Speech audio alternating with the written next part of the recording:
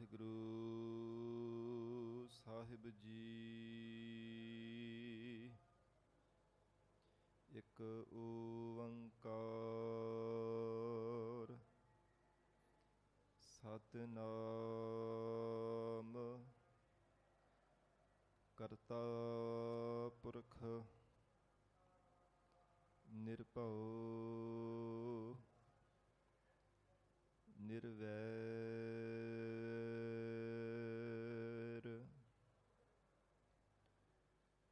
ਅਕਾਲ ਮੂਰਤ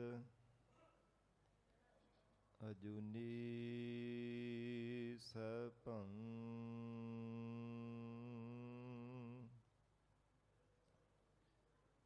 ਗੁਰ ਪ੍ਰਸਾਦ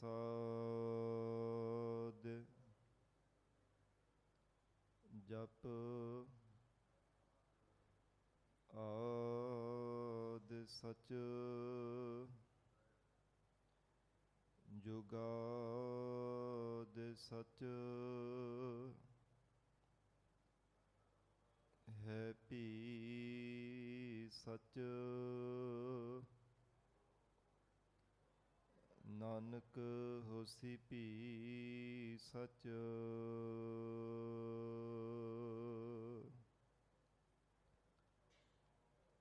ਗੁਰ ਪਾਰਸ ਹਮ ਲੋਹ ਮਿਲ ਕੰਚਨ ਹੋਇਆ ਰਾਮ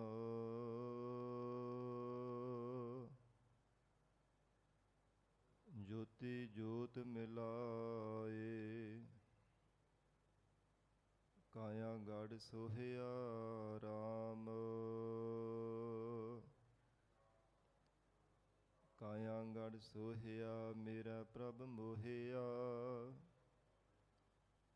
ਕਿਉ ਸਾਸ ਗਿਰਾਸ ਵਿਸਾਰੀਐ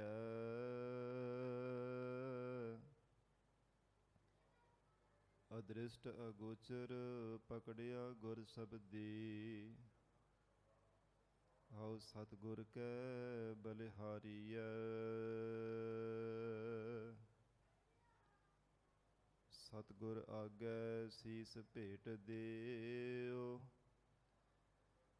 ਜੇ ਸਤਿਗੁਰ ਸਾਚੇ ਭਾਵੈ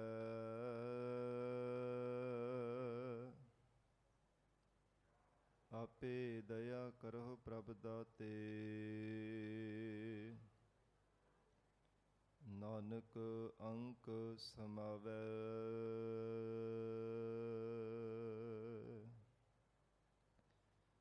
ਮੁਖ ਉਚਰਹਿ ਸ਼ਾਸਤਰ ਖਟ ਪਿੰਗ ਗਿਰਨ ਚੜ ਜਾਏ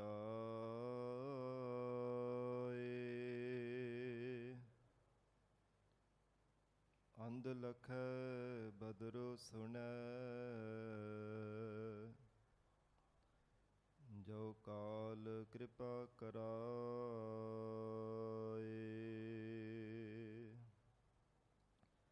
ਕਹਾ ਬੁੱਧ ਪ੍ਰਭ ਤੁਛ ਹਮਾਰੀ ਵਰਨ ਸਕੈ ਮਹਿਮਾ ਜੋ ਤਿਹਾਰੀ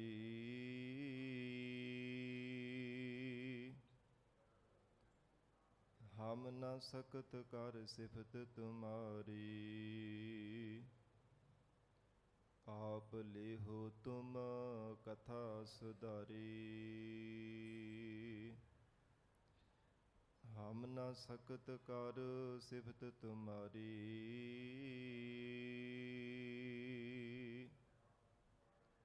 ਆਪ ਲੇਹੋ ਤੁਮ ਕਥਾ ਸੁਧਾਰੀ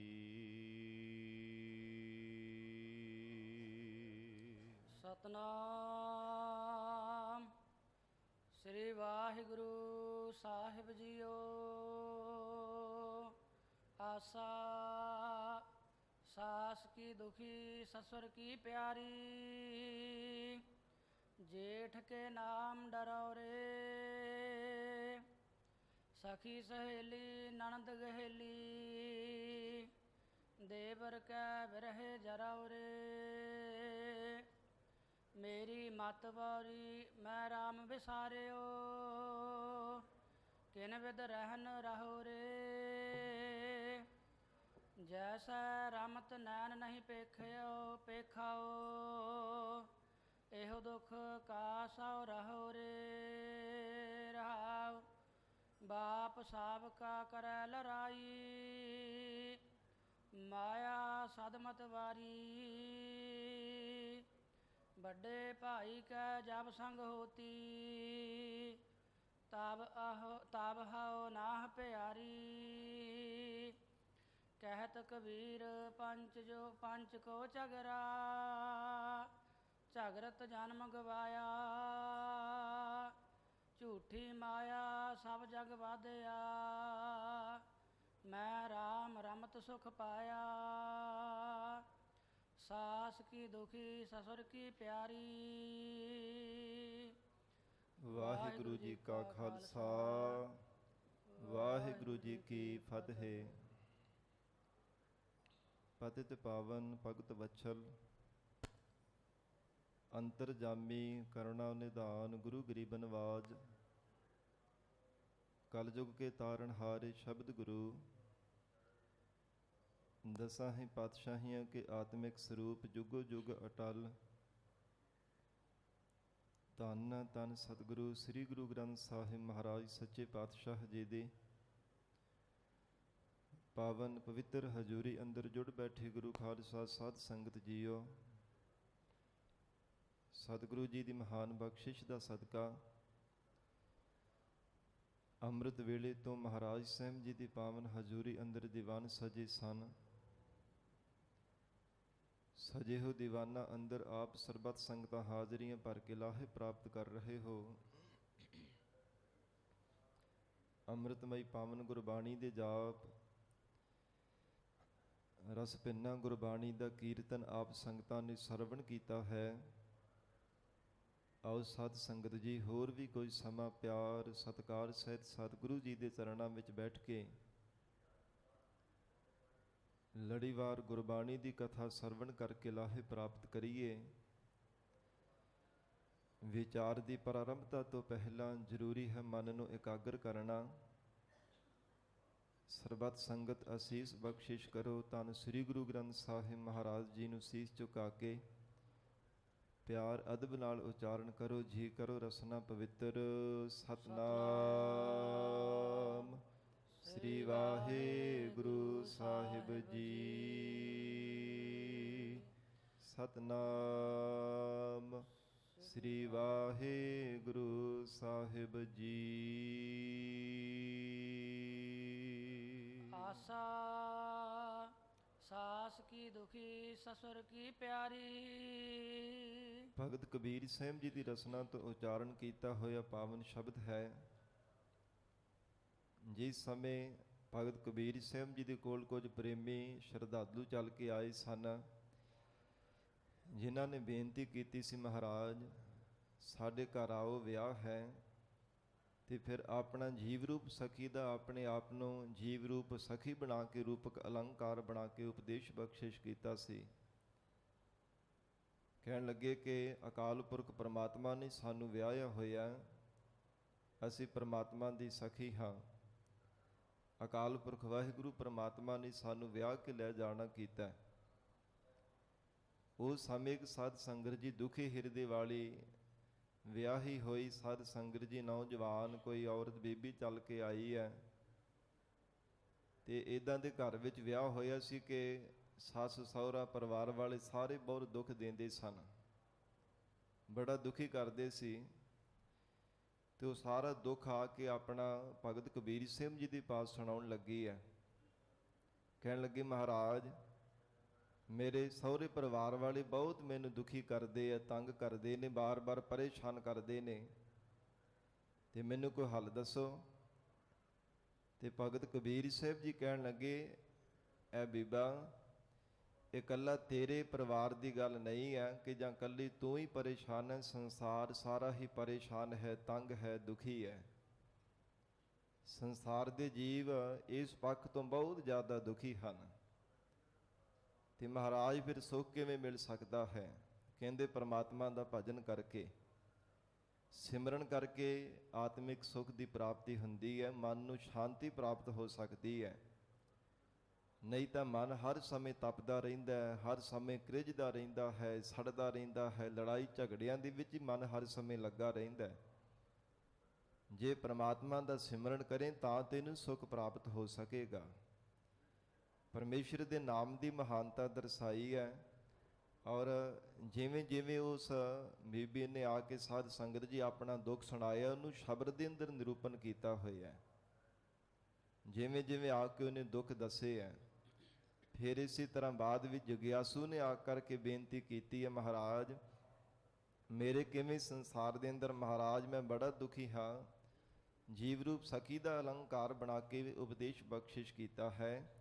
ਭਗਤ ਕਬੀਰ ਸਾਹਿਬ ਜੀ ਫਰਮਾਉਂਦੇ ਹਨ, ਸਾਸ ਕੀ ਦੁਖੀ ਸਸੁਰ ਕੀ ਪਿਆਰੀ। ਭਗਤ ਕਬੀਰ ਸਾਹਿਬ ਜੀ ਨੇ ਉਚਾਰਨ ਕੀਤਾ, ਕਹਿੰਦੇ ਹਨ ਸਾਸ ਕੀ ਦੁਖੀ ਸਸੁਰ ਕੀ ਪਿਆਰੀ।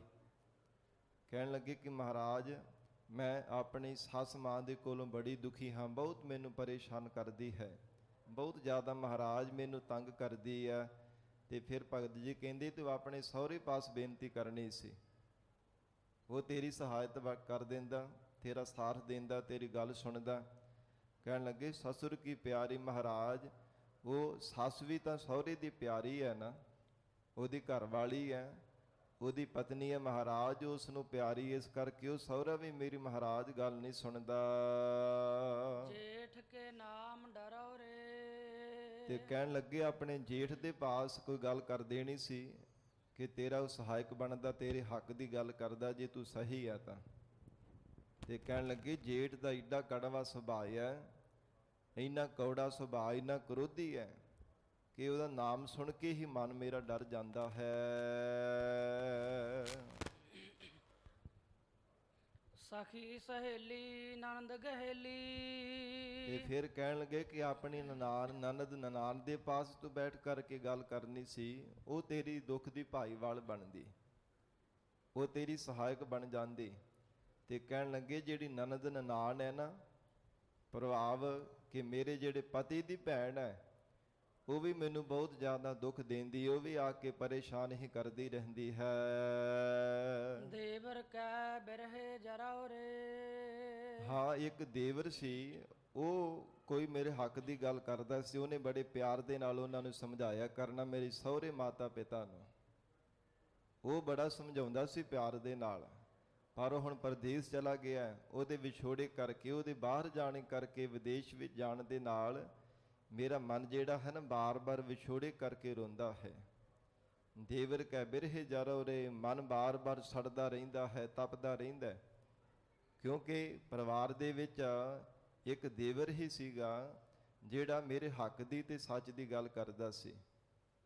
ਉਹ ਹੱਕ ਦੀ ਗੱਲ ਕਰਿਆ ਕਰਦਾ ਸੀ, ਸੱਚੀ ਗੱਲ ਕਹਿ ਦਿੰਦਾ ਤੇ ਪਿਆਰ ਦੇ ਨਾਲ ਤਿੰਨਾਂ ਨੂੰ ਸਮਝਾ ਵੀ ਦਿੰਦਾ ਸੀ। ਪਰ ਉਹਦੇ ਪਰਦੇਸ ਜਾਣੇ ਕਰਕੇ ਕਹਿੰਦੇ ਮੇਰਾ ਮਨ ਜਿਹੜਾ ਹੈ ਨਾ ਬਾਰ-ਬਾਰ ਸੜਦਾ ਹੀ ਰਹਿੰਦਾ ਹੈ। ਮੇਰੀ ਮਤ ਬੌਰੀ ਮੈਂ ਰਾਮ ਵਿਸਾਰਿਓ। ਕਹਿਣ ਲੱਗੇ ਮਹਾਰਾਜ ਮੇਰੀ ਮਤ ਬੌਰੀ ਹੋ ਗਈ ਹੈ, ਮੇਰੀ ਮਤ ਝੱਲੀ ਹੋ ਗਈ ਹੈ, ਕਿਉਂਕਿ ਮੈਂ ਆਪਣੇ ਰਾਮ ਪਤੀ ਨੂੰ ਵਿਸਾਰ ਦਿੱਤਾ। ਆਪਣੇ ਪਤੀ ਨੂੰ ਕਦੇ ਵੀ ਚੇਤੇ ਨਹੀਂ ਕਰਦੀ ਹਾਂ, ਆਪਣੇ ਪਤੀ ਨੂੰ ਕਦਾਚਿਤ ਵੀ ਯਾਦ ਨਹੀਂ ਕਰਦੀ ਹਾਂ, ਕਿਉਂਕਿ ਮੇਰੀ ਮਤ ਜਿਹੜੀ ਬੌਰੀ ਹੋ ਗਈ ਹੈ, ਝੱਲੀ ਹੋ ਗਈ ਹੈ। ਮੇਰੀ ਮਤ ਜਿਹੜੀ ਹੈ ਨਾ ਕਮਲੀ ਹੋ ਚੁੱਕੀ ਹੈ, ਇਸ ਕਰਕੇ ਮੈਂ ਆਪਣੇ ਪਤੀ ਨੂੰ ਵੀ ਕਦੇ ਯਾਦ ਨਹੀਂ ਕਰਦੀ। ਕਿਨ ਵਿਦ ਰਹਿਨ ਰਹੋ ਰੇ। ਤੇ ਕਿਸ ਵਿਧੀ ਦੁਆਰਾ ਮਹਾਰਾਜ ਮੇਰਾ ਸਹੁਰੇ ਪਰਿਵਾਰ ਘਰ ਦੇ ਵਿੱਚ ਰਹਿਣਾ ਹੋ ਸਕੇਗਾ। ਮੇਰਾ ਜੀਵਨ ਤਾਂ ਬੜਾ ਹੀ ਦੁਖਦਾਇਕ ਬਣ ਚੁੱਕਾ ਹੈ। ਕਿਸ ਵਿਧੀ ਦੁਆਰਾ, ਕਿਸ ਢੰਗ ਦੁਆਰਾ, ਕਿਹੜਾ ਮੈਂ ਯਤਨ ਕਰਾਂ ਜਿਸ ਕਰਕੇ ਸਹੁਰੇ ਪਰਿਵਾਰ ਦੇ ਵਿੱਚ ਮੈਂ ਸੁਖੀ ਵੱਸ ਸਕਾਂ। ਕਿਉਂਕਿ ਮੈਂ ਤਾਂ ਬਹੁਤ ਦੁਖੀ ਹਾਂ, ਸੱਸ ਸਹੁਰੇ ਤੋਂ, ਨਨਾਣ ਤੋਂ, ਜੇਠ ਤੋਂ, ਜਿੰਨੇ ਵੀ ਮੇਰੇ ਸੰਬੰਧੀ ਹੈ ਨਾ, ਜਿੰਨੇ ਵੀ ਰਿਸ਼ਤੇਦਾਰ ਹਨ, ਜਿੰਨੇ ਪਰਿਵਾਰ ਦੇ ਮੈਂਬਰ ਹੈ, ਸਾਰਿਆਂ ਨੇ ਮੈਨੂੰ ਦੁੱਖ ਦਿੱਤਾ, ਬੜਾ ਪਰੇਸ਼ਾਨ ਕੀਤਾ। ਤੇ ਮਹਾਰਾਜ ਮੇਰੀ ਮਤ ਵੀ ਹੁਣ ਕਮਲੀ ਹੋ ਚੁੱਕੀ, ਮੈਂ ਆਪਣੇ ਪਤੀ ਨੂੰ ਚੇਤੇ ਨਹੀਂ ਕਰਦੀ। ਕਿਨ ਵਿਧ ਰਹਿਨ ਰਹਾਉ ਰੇ, ਤੇ ਕਿਸ ਵਿਧੀ ਦੁਆਰਾ ਮਹਾਰਾਜ ਮੇਰਾ ਰਹਿਣਾ ਹੋ ਸਕਦਾ ਹੈ। ਜੈਸੈ ਰਮਤ ਨੈਣ ਨਹੀਂ ਪੇਖਾਓ। ਫਿਰ ਕਹਿੰਦੇ ਹਨ ਸੇਜੈ ਰਮਤ ਨੈਣ ਨਹੀਂ ਪੇਖਾਓ। ਜੈਸੇ ਨਹੀਂ ਸੇਜੈ ਪਾਠ ਹੈ, ਕਹਿੰਦੇ ਕਿ ਸੇਜਾ ਭਾਵ ਕੇ ਪਤੀ ਰਾਤ ਦੇ ਸਮੇਂ ਆਉਂਦਾ ਤਾਂ ਹੈ, ਪਰ ਹਨੇਰੀ ਵੱਡੀ ਰਾਤ ਹੋਣ ਤੇ ਆਉਂਦਾ ਹੈ। ਬਾਹਰੋਂ ਕੰਮ ਕਾਰਜ ਤੋਂ ਆਉਣਾ, ਵੱਡੀ ਰਾਤ ਜਦੋਂ ਹੁੰਦੀ ਹੈ ਤੇ ਹਨੇਰੇ ਵਿੱਚ ਆਉਂਦਾ ਤੇ ਸਵੇਰ ਚੜ੍ਹਨ ਤੋਂ ਪਹਿਲਾਂ ਹੀ ਉਹ ਫਿਰ ਚਲਾ ਜਾਂਦਾ ਹੈ। ਇਸ ਕਰਕੇ ਮੈਂ ਇਹਨਾਂ ਨੇਤਰਾਂ ਦੇ ਨਾਲ ਆਪਣੇ ਪਤੀ ਨੂੰ ਵੀ ਨਹੀਂ ਦੇਖ ਪਾਉਂਦੀ। ਵੱਡੀ ਰਾਤ ਹੋਣੇ ਤੇ ਘਰ ਵਿੱਚ ਆਉਂਦਾ ਹੈ ਤੇ ਸਵੇਰ ਹੋਣ ਤੋਂ ਪਹਿਲਾਂ ਹੀ ਉਹ ਚਲਾ ਜਾਂਦਾ ਹੈ। ਇਹੋ ਦੁੱਖ ਕਾ ਸੋ ਰਹੋ ਰੇ। ਇਹੋ ਦੁੱਖ ਕਾ ਸੋ ਕਹੋ ਰੇ। ਕਹਿਣ ਲੱਗੇ ਕਿਹੜਾ ਜਿਹੜਾ ਦੁੱਖ ਹੈ ਮਹਾਰਾਜ ਮੈਂ ਕਿਹਦੇ ਕੋਲ ਜਾ ਕਰਕੇ ਆਖਾਂ। ਇੱਕ ਪਤੀ ਦਾ ਹੀ ਸਹਾਰਾ ਹੁੰਦਾ, ਪਤੀ ਵੀ ਮੇਰੇ ਵੱਲ ਮੇਰੇ ਪੱਖ ਦੀ ਗੱਲ ਨਹੀਂ ਕਰਦਾ ਪਿਆ। ਕਰਾਂ ਕੀ, ਮੇਰੀ ਮੱਤ ਜਿਹੜੀ ਬੌਰੀ ਹੋ ਗਈ ਹੈ, ਕਮਲੀ ਹੋ ਗਈ, ਝੱਲੀ ਹੋ ਗਈ ਹੈ। ਮੈਂ ਆਪਣੇ ਪਤੀ ਨੂੰ ਚੇਤੇ ਨਹੀਂ ਕਰਦੀ ਪਈ, ਆਪਣੇ ਪਤੀ ਨੂੰ ਯਾਦ ਨਹੀਂ ਕਰਦੀ, ਆਪਣੇ ਪਤੀ ਦਾ ਸਤਿਕਾਰ ਨਹੀਂ ਕਰਦੀ।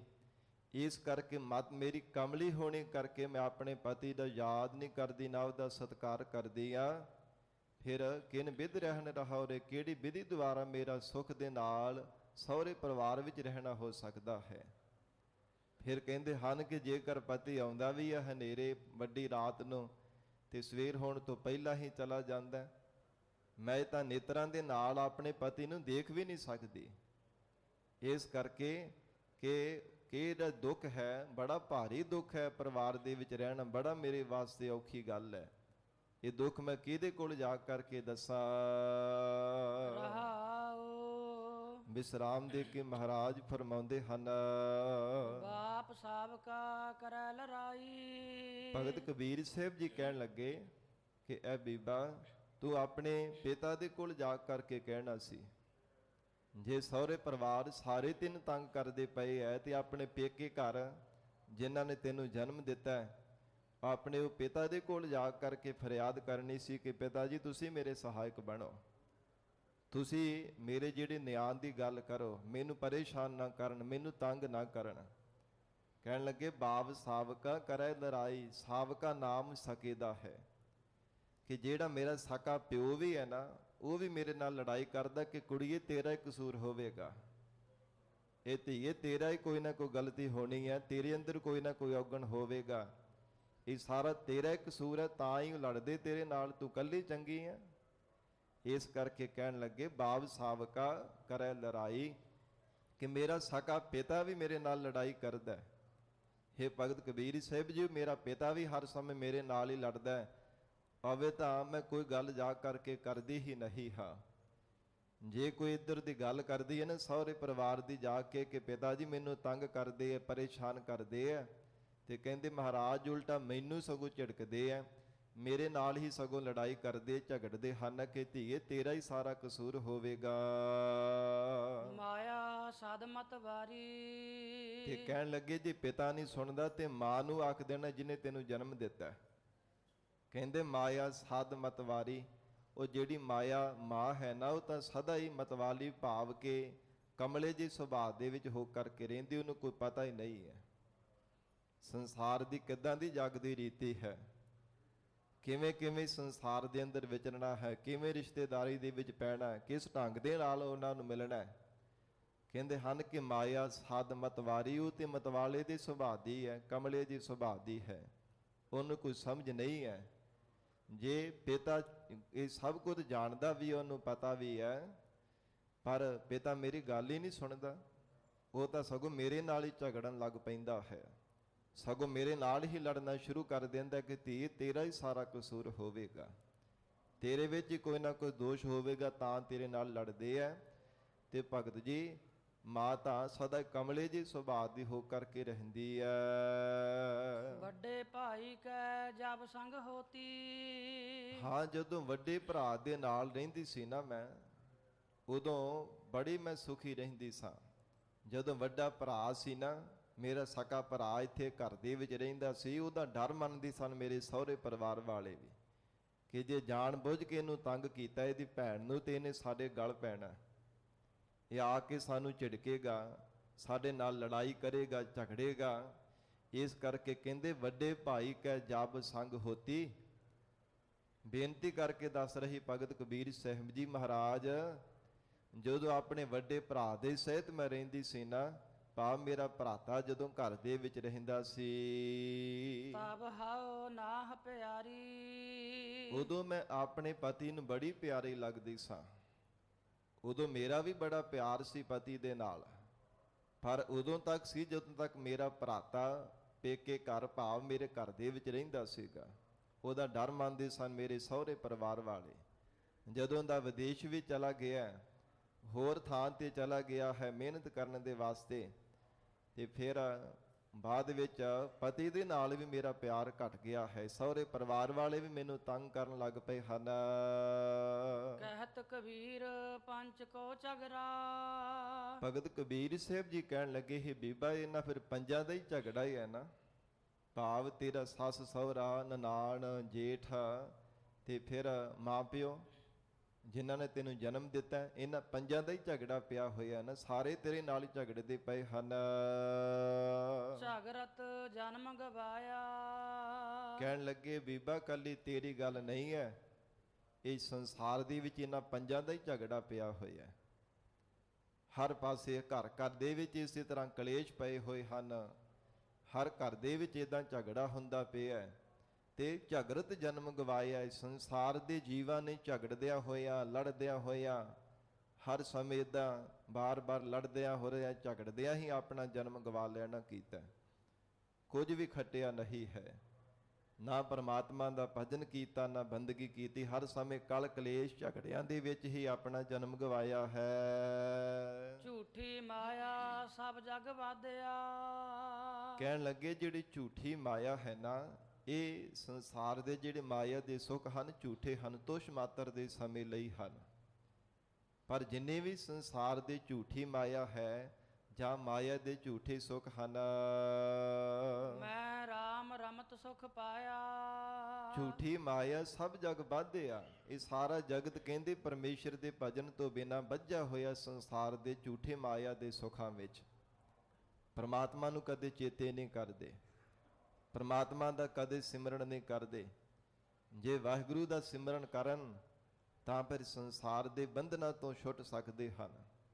ਇਸ ਲਈ ਭਗਤ ਕਬੀਰ ਸਾਹਿਬ ਜੀ ਕਹਿੰਦੇ, ਮੈਂ ਰਾਮ ਰਮਤ ਸੁਖ ਪਾਇਆ। ਕਹਿੰਦੇ ਸੀ ਪਰਮੇਸ਼ਰ ਦਾ ਨਾਮ ਜਪ ਕੇ ਆਤਮਿਕ ਸੁਖ ਪਾਇਆ ਹੈ। ਮਨ ਬਾਣੀ ਸਰੀਰ ਕਰਕੇ ਅਸੀਂ ਸੁਖ ਪ੍ਰਾਪਤ ਕਰ ਲਿਆ ਹੈ, ਪਰਮਾਤਮਾ ਦਾ ਭਜਨ ਕਰਕੇ, ਪਰਮੇਸ਼ਰ ਦਾ ਨਾਮ ਜਪਣੇ ਕਰਕੇ।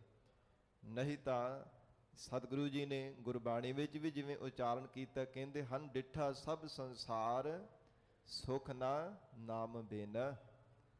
ਪਰਮੇਸ਼ਰ ਦੇ ਨਾਮ ਤੋਂ ਬਿਨਾਂ ਕਦੇ ਵੀ ਕਿਸੇ ਜੀਵ ਨੂੰ ਸੁਖ ਮਿਲਣ ਵਾਲਾ ਨਹੀਂ ਹੈ।